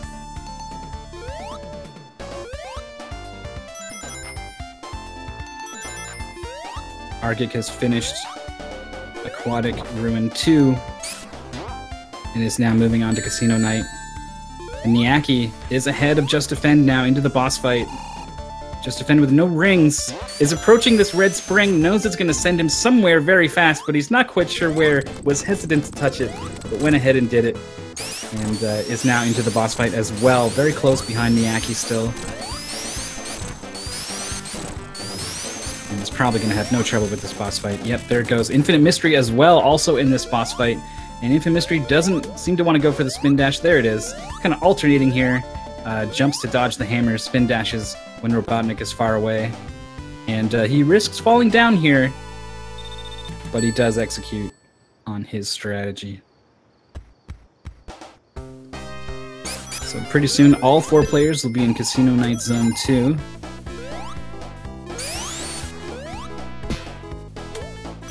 Just Defend with the speed shoes and the invincibility. Always a nice combination. When you start going so fast you can barely control yourself. It's nice to have a guarantee against any enemies that might be waiting off screen. Just Defend has fallen down into this loop-to-loop. Is trying to get enough speed to get out of it. Finally does. Pretty nasty pitfall. Casino Night Zone is filled with a lot of those situations. And that one, just that one angled surface really giving him trouble. Argic finds a really good bounce to get out of a troubling situation.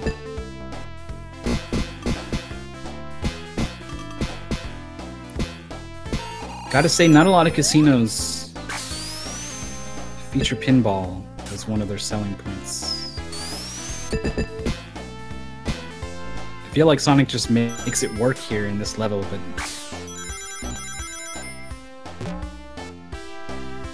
either way, Niaki has cleared Zone 1, Act 1, or rather, Just Defend. Very close behind. But got a ways to go to catch Argic, who is already at the end of Act 2. And is flipping himself way up high here. This is probably better than falling down, but it does mean you're kind of blindly crashing down on Robotnik. Makes it very hard to chain those hits together. And he does eventually end up falling. Lots of different strategies here, but if you can, you really want to land a hit like that and then repeatedly bounce on Robotnik. If you do fall, you want to aim for that middle one because it's not going to send you nearly as high as those flippers. Not the cleanest fight so far. Probably wants that ring. Yeah, it does hold the spin dash long enough to grab that ring and finds that last hit. Pretty messy fight overall, but that is a pretty tough quick kill to pull off. So Argic's going to take it. It's going to keep him in the lead coming out of Casino Night Zone. We're going to be moving into Hilltop. It's about the halfway point of our goal today.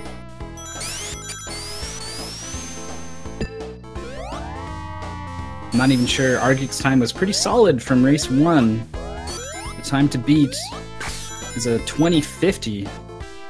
So we'll see if the players are on pace for that. It's going to be pretty close, I think.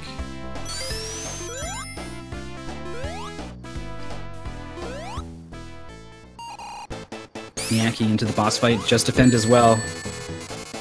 Just Defend a little too late so that his rebound off the thing, the middle bumper, sent him into the enemies, lost all his rings, and then the follow-up off the flipper was enough to take him out. Back to the beginning of the fight. Niaki's landed a couple hits, has lost a lot of his rings. Still managed to hold on to one though, and he doesn't need it. Finishes off Robotnik.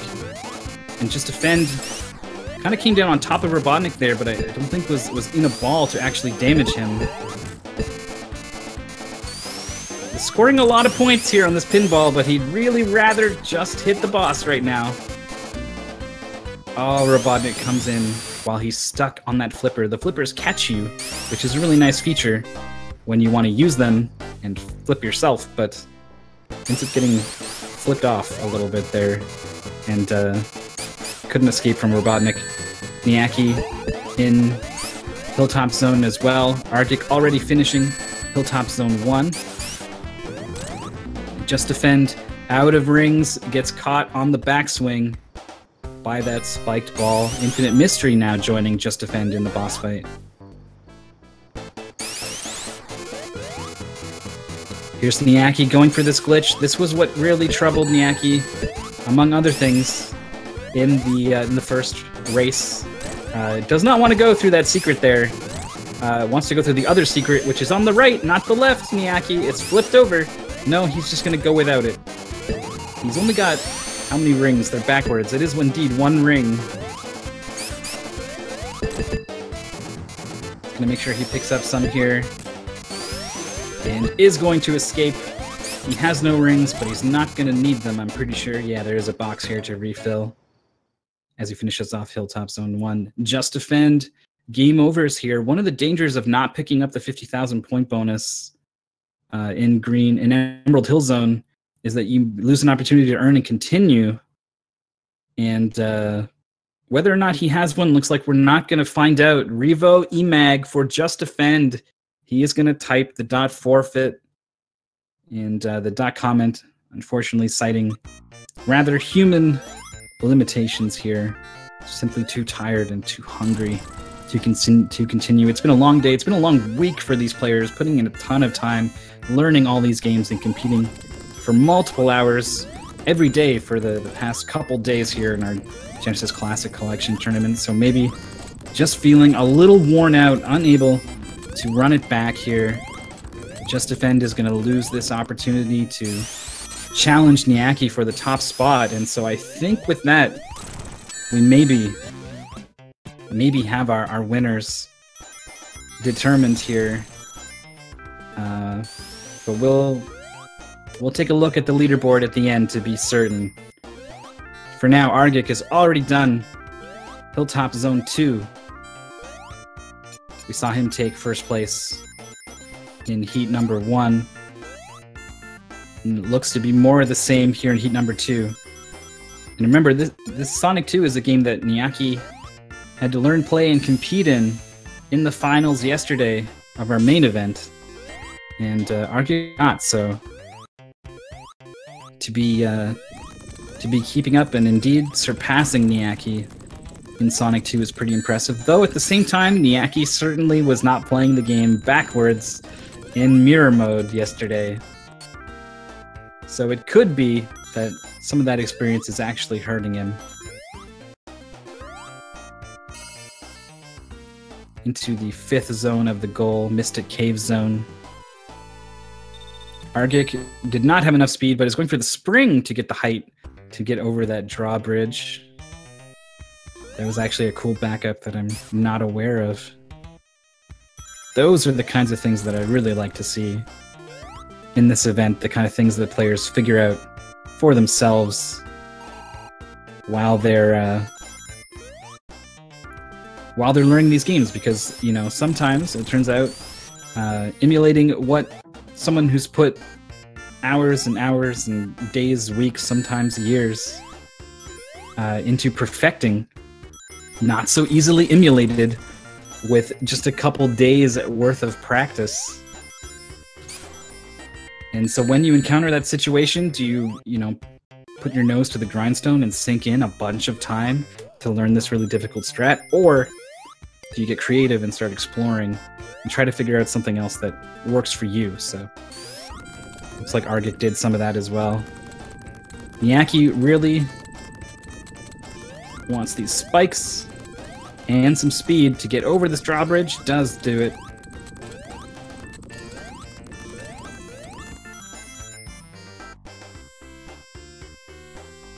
Argic was pretty low on rings there, but has managed to replenish them pretty far into this Mystic Cave Zone level. Niaki's going to finish off Act 1 as Argic comes running into the end of Act 2. I was gonna say has 21 rings, but that's not true, is it? That's not right. I'm pretty sure that's 12. But it doesn't matter. He doesn't get hit. Fantastic boss fight from Argic is gonna close out Mystic Cave Zone. And that means we've only got one zone left. Oil Ocean Zone is going to be the end of our goal today. It's going to be the end of our Mirror Mode competition. It's going to be the end of our entire Sega Genesis Classic Collection tournament event that we've been putting on for the past couple days.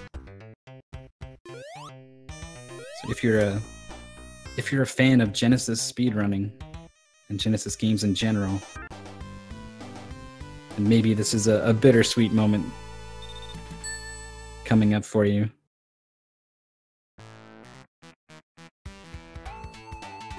All the same, our players steadily racing towards that moment. Argic getting under some geometry here in Oil Ocean Zone 2. For Sonic 1, one of the other games we had players compete in our main event, we used the glitchless category that would maybe cut out some of this stuff, but there aren't really clear glitchless rules established for Sonic 2, so we followed the community's lead as Niaki finishes off Mystic Cave Zone 2. And allowed glitches for this category that we're competing in today, so the players are no holds barred, able to get under the stage geometry, and also do some crazy stuff in Oil Ocean Zone 2.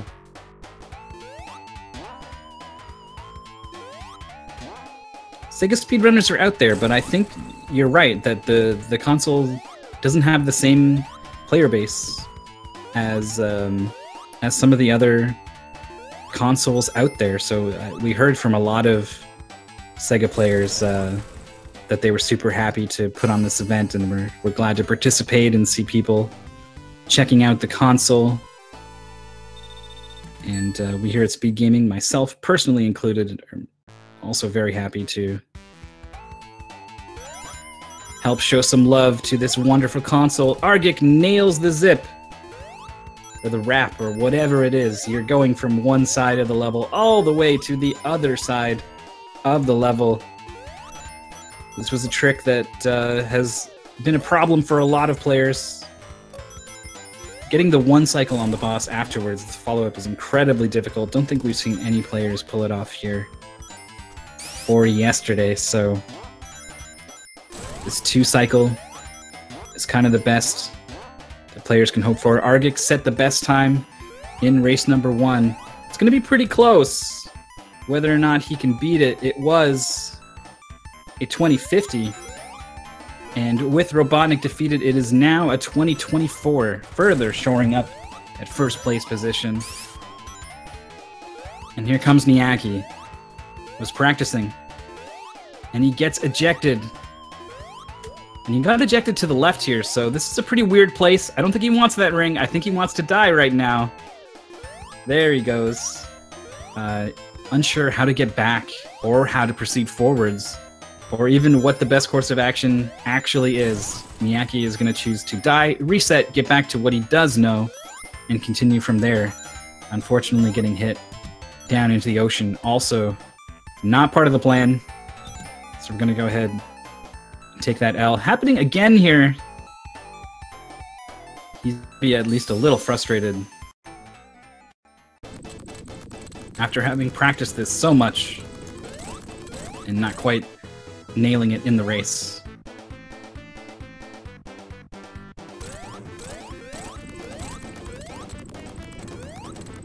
Infinite Mystery getting to the boss of Mystic Cave Zone here. Well, it gets hit by that last stalactite. But now is going to be moving on, much like Niaki is moving on very, very quickly over to the boss fight. Is looking for at least 4 hits here and didn't quite get it, so he's going to have his work cut out for him, trying to find those last few hits in the final phase of this Robotnik fight. Not sure if the players are keeping... Oh, actually gets hit there. So not a lot of room to play around with on this. Oh, okay, so any second that Sonic is not in a ball, he is vulnerable to getting hit. And actually must have landed some more hits than I thought. Maybe some 30 hertz flicker playing tricks on my eyes here in my commentator viewer. Because Niaki has done a fantastic job of finishing out that 2 cycle. And has finished our second heat of Sonic the Hedgehog 2 with a final time of 22:22. And frankly, I think that's too good.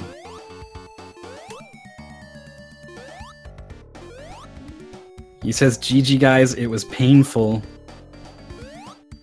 We definitely heard some wonderful comments from Niaki about all the time put in and invested in today's event. And it looks to have been pretty draining for him, so he is gotta be feeling pretty good about probably coming out on top. I won't be getting ahead of myself here until all the results are in. But without Just Defend left to challenge him, and Argic already having the previous best time here, pretty sure our winner today, winning both our hearts and minds, as well as $300 put up by SEGA, it's gonna be Niaki.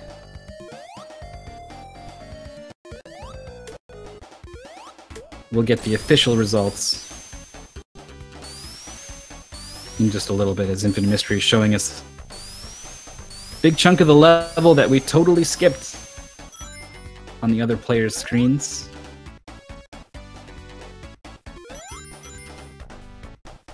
The optimal strat for Oil Ocean 2 is that zip, that wrap.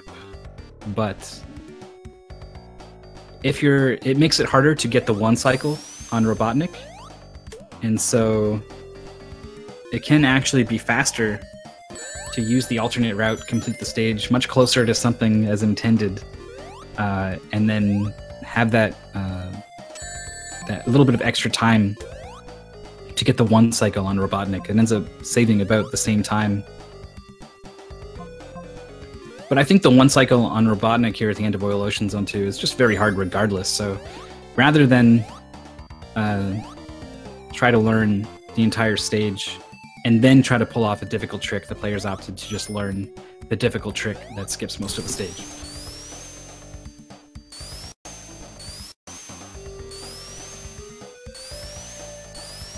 Infinite Mystery showing this sequence off here, I think for the second time, if I'm not mistaken.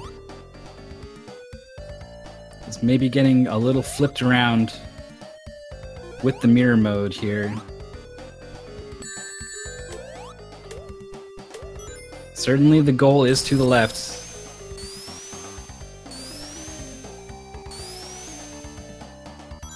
Here we go.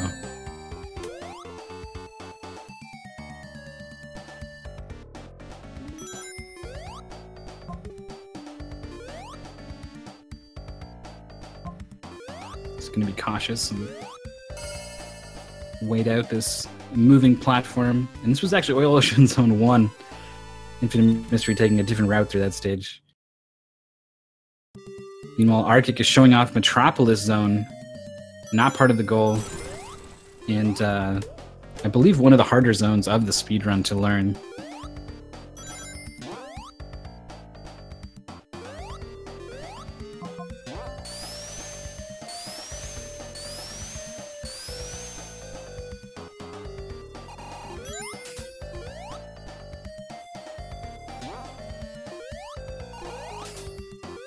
That is normally where you would maybe not normally, but that is where some players had opted to initiate the zip into the wall just there in that sequence that Infinite Mystery passed.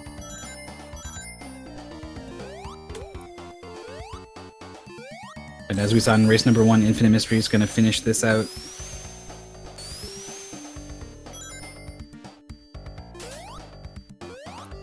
Showing off what this stage actually looks like.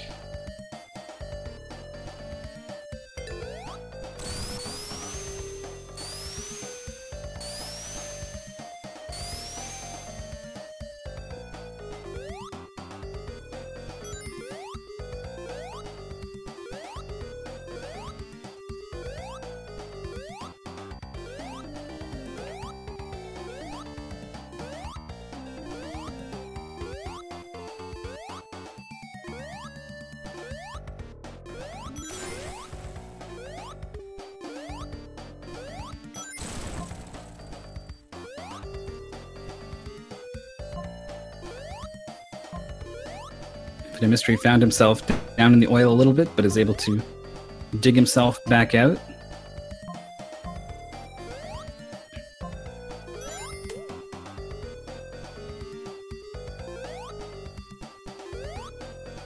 These platforms are just kind of out of phase for him.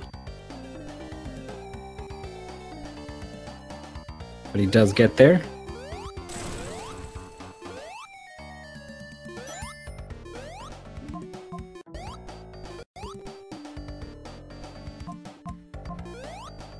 We haven't officially announced the result of the overall tournament today, but with the placements of the players in this final race already established here, just some simple math in this humble commentator's view, and maybe yours at home, would put Miyake in first place.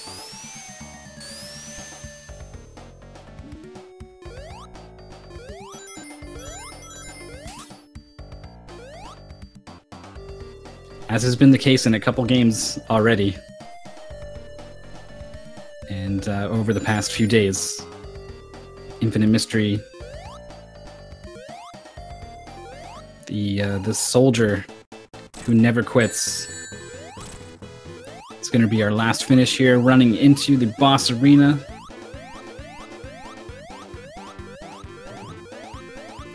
Takes an early hit and has no more rings.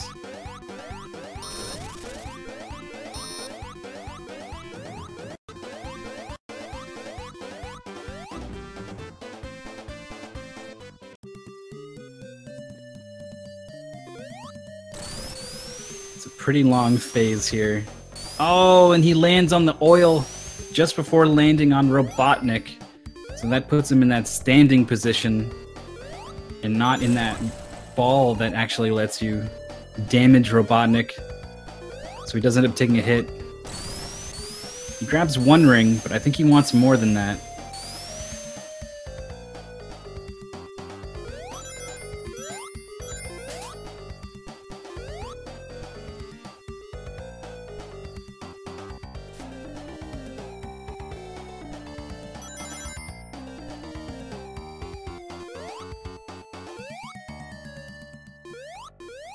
I wonder if there was a checkpoint closer to the boss that Infinite Mystery missed, actually.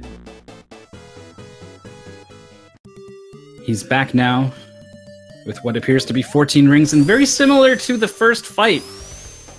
He has jumped too early, failed to collect the rings, and actually got hit right afterwards, so a very quick attempt number 2 comes to an end. Gonna be fixing to run that one back. Picks up that one ring. Will take as many rings as he can get. As you can see, it's not so easy to recollect your rings in the middle of that boss fight.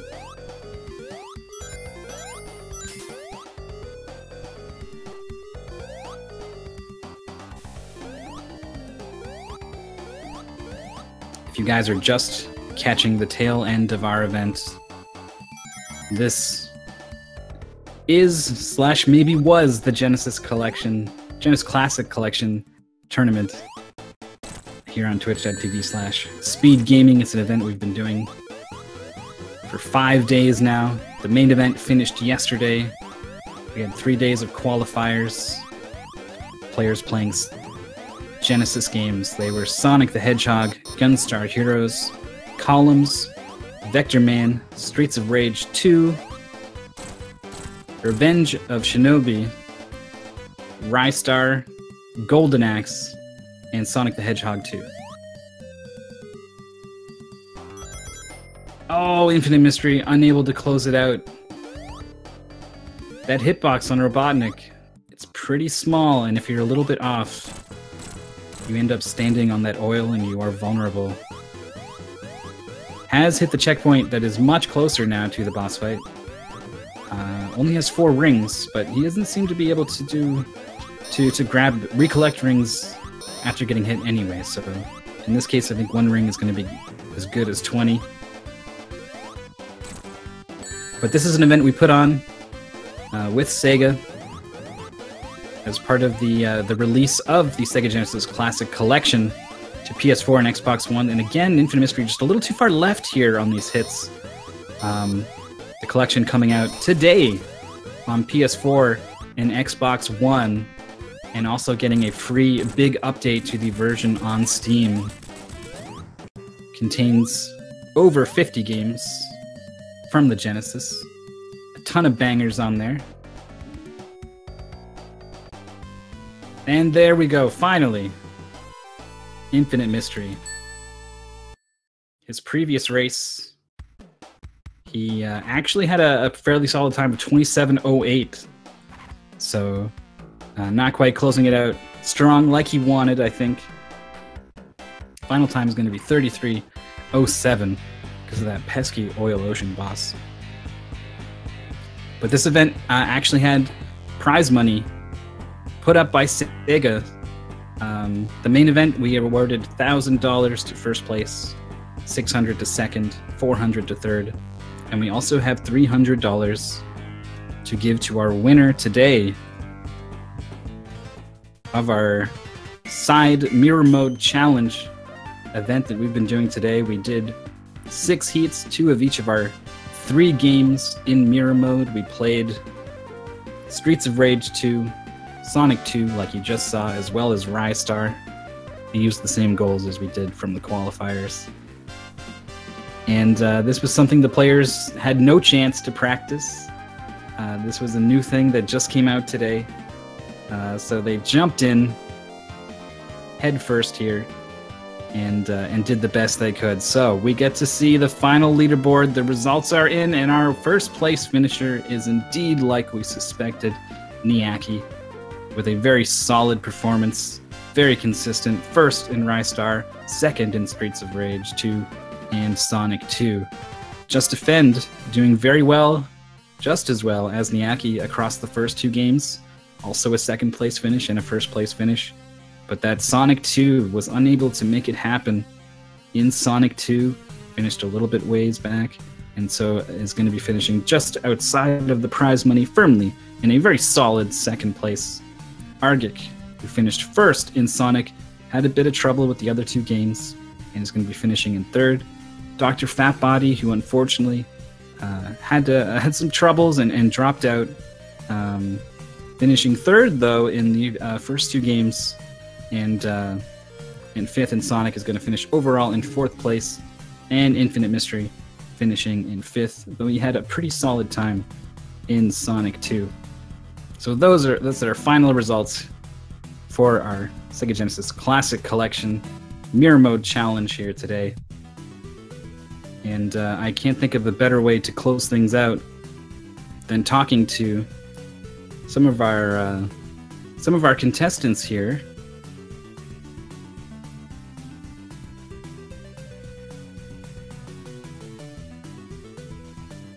I want to make sure they're ready before I yank them into the booth to talk to us.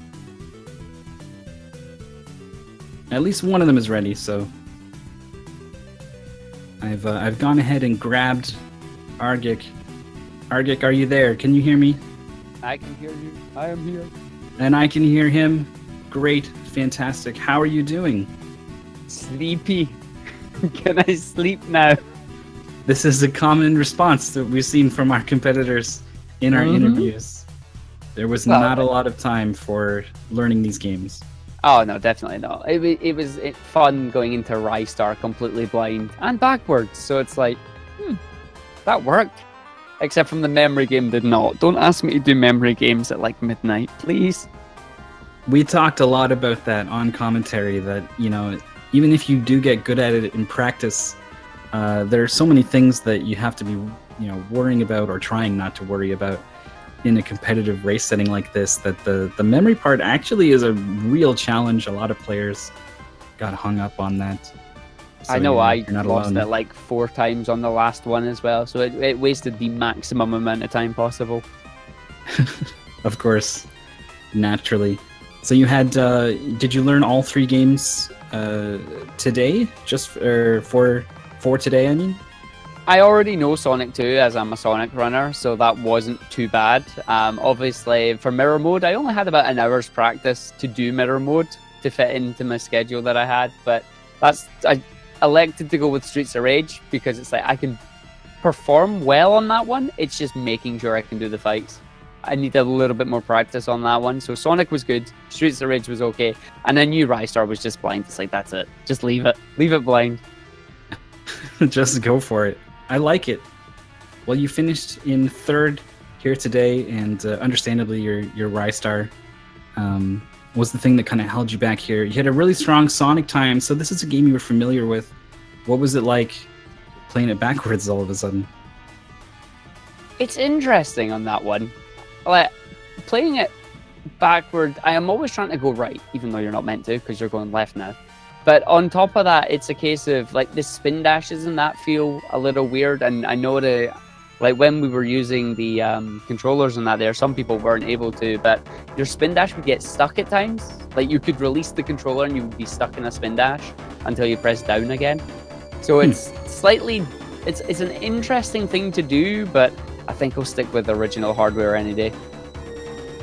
All right. Well, if you want 50 games all in one place. Oh, it's fantastic for that. It's and if you want to relive some 90s childhood classics, then it's well worth the pickup. All right. Well, is there any last words you want here before we go ahead and move on to our next interview? I just want to say thanks to you guys for streaming this, and thanks to Sega for sponsoring it. Hopefully it's the beginning of other cool tournaments like this. I know you guys on Speed Gaming do amazing stuff. And yeah, thanks for having us. All right. Thank you so much. Congratulations again on third place. That was Argic, everyone. We'll go ahead and I haven't heard from the other potential interviewees. So I don't want to just yank him in here. Hold on just 1 second.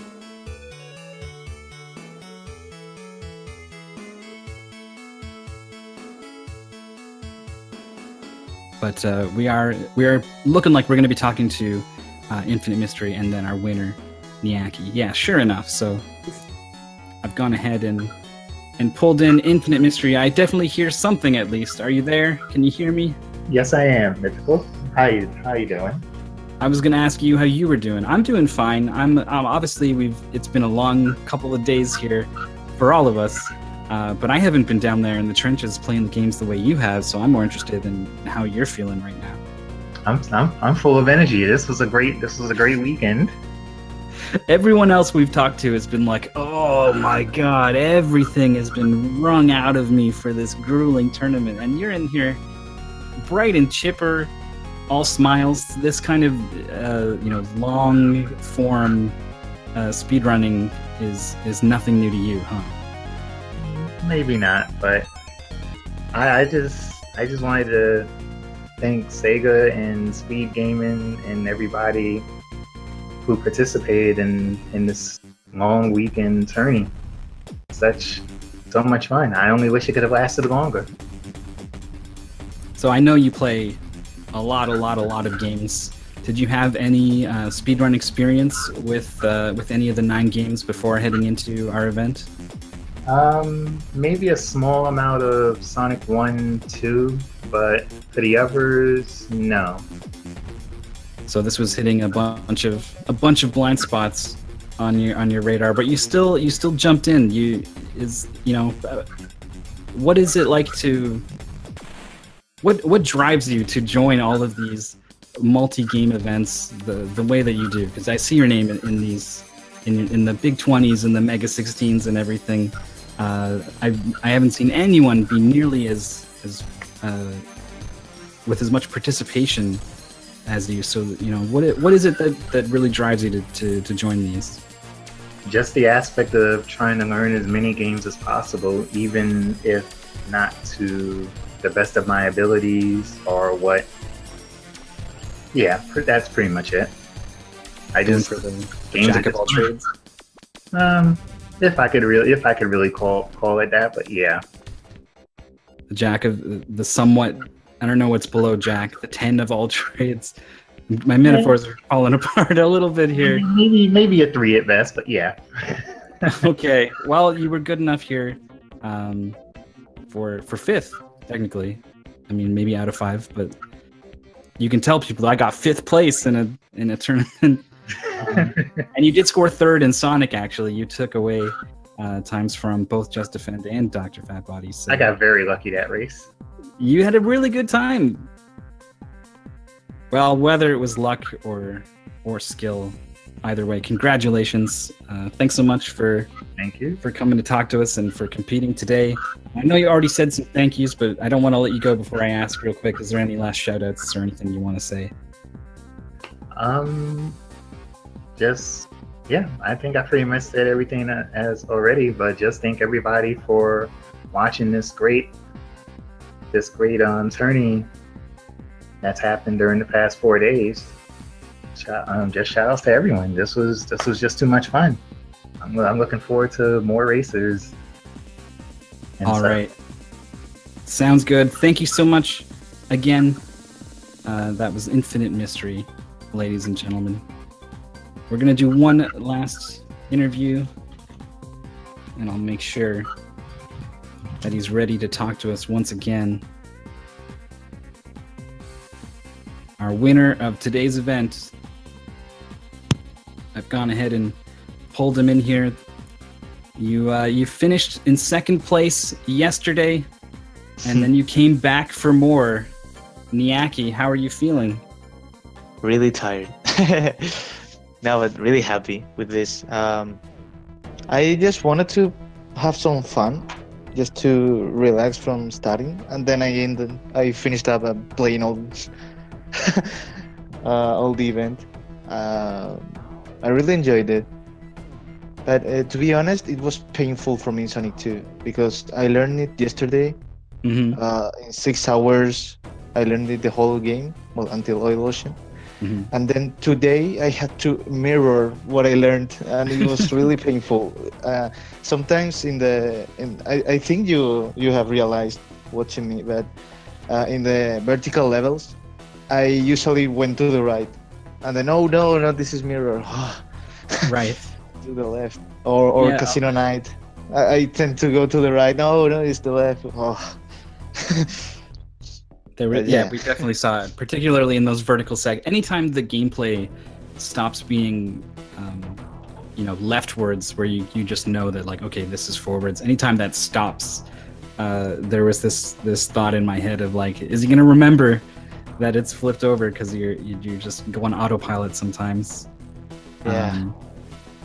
And you in particular, had a cram session for Sonic 2, and then effectively had to, I don't unlearn everything that you had learned, because certainly some of it was still useful. A lot. But the left-right inputs on that final zip that was one of the big things that got you yesterday. Was this something that you were worried about with left and right being flipped? Yeah, and I even messed it up. I pressed right, I think, when I had to press left, or vice versa, I don't remember. And it was like, oh, the other.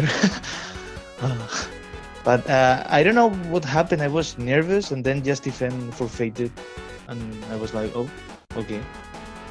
You guys were, you were quite close, and Infinite Mystery had a couple bad mistakes, and felt like he couldn't catch up from there. So it was not the crazy finish we had yesterday, unfortunately. Really crazy there.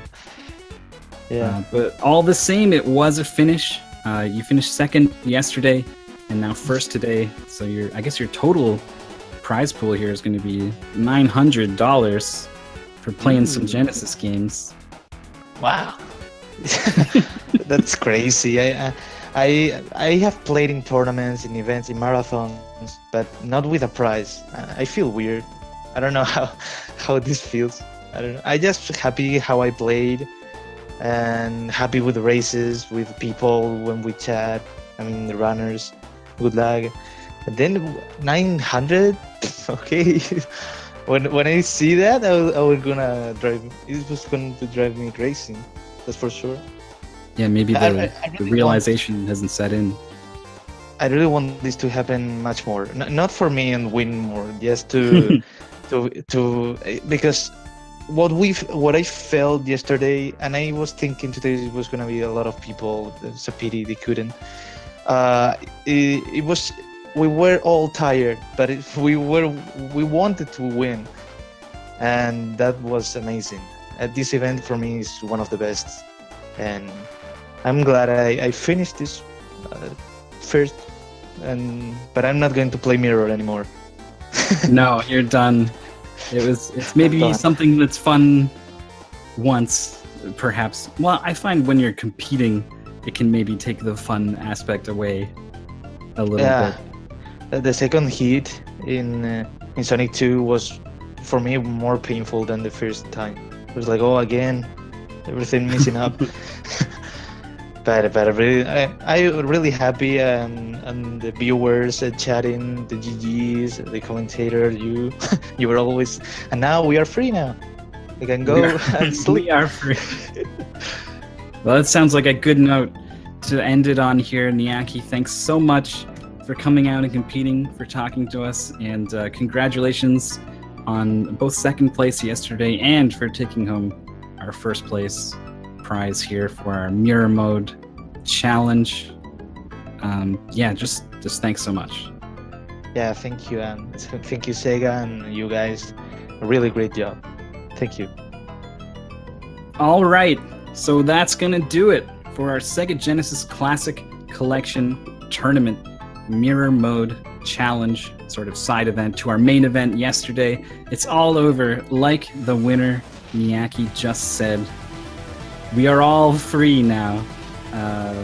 Free to go play the Genesis Classic Collection, available now on PS4 and Xbox One, as well as Steam. A big update just hit Steam that adds in all the new versions, and including online leaderboards, challenge modes, fast forward, rewind, VR, and the mirror mode we just saw, and a couple others.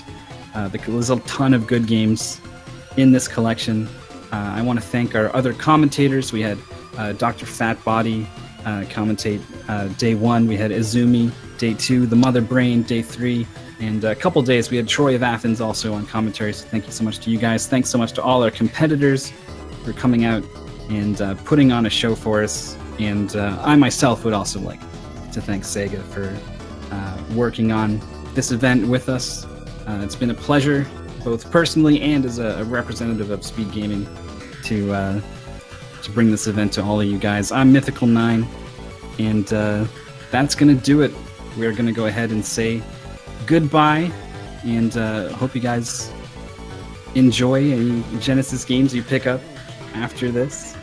And we hope to see you back here on Speed Gaming, or many of our other Speed Gaming channels 2 through 6, I believe you can now follow, for tons of other content that are going to be happening now and throughout the rest of the day and most other days. So stick around for some of that, and we hope to see you again next time.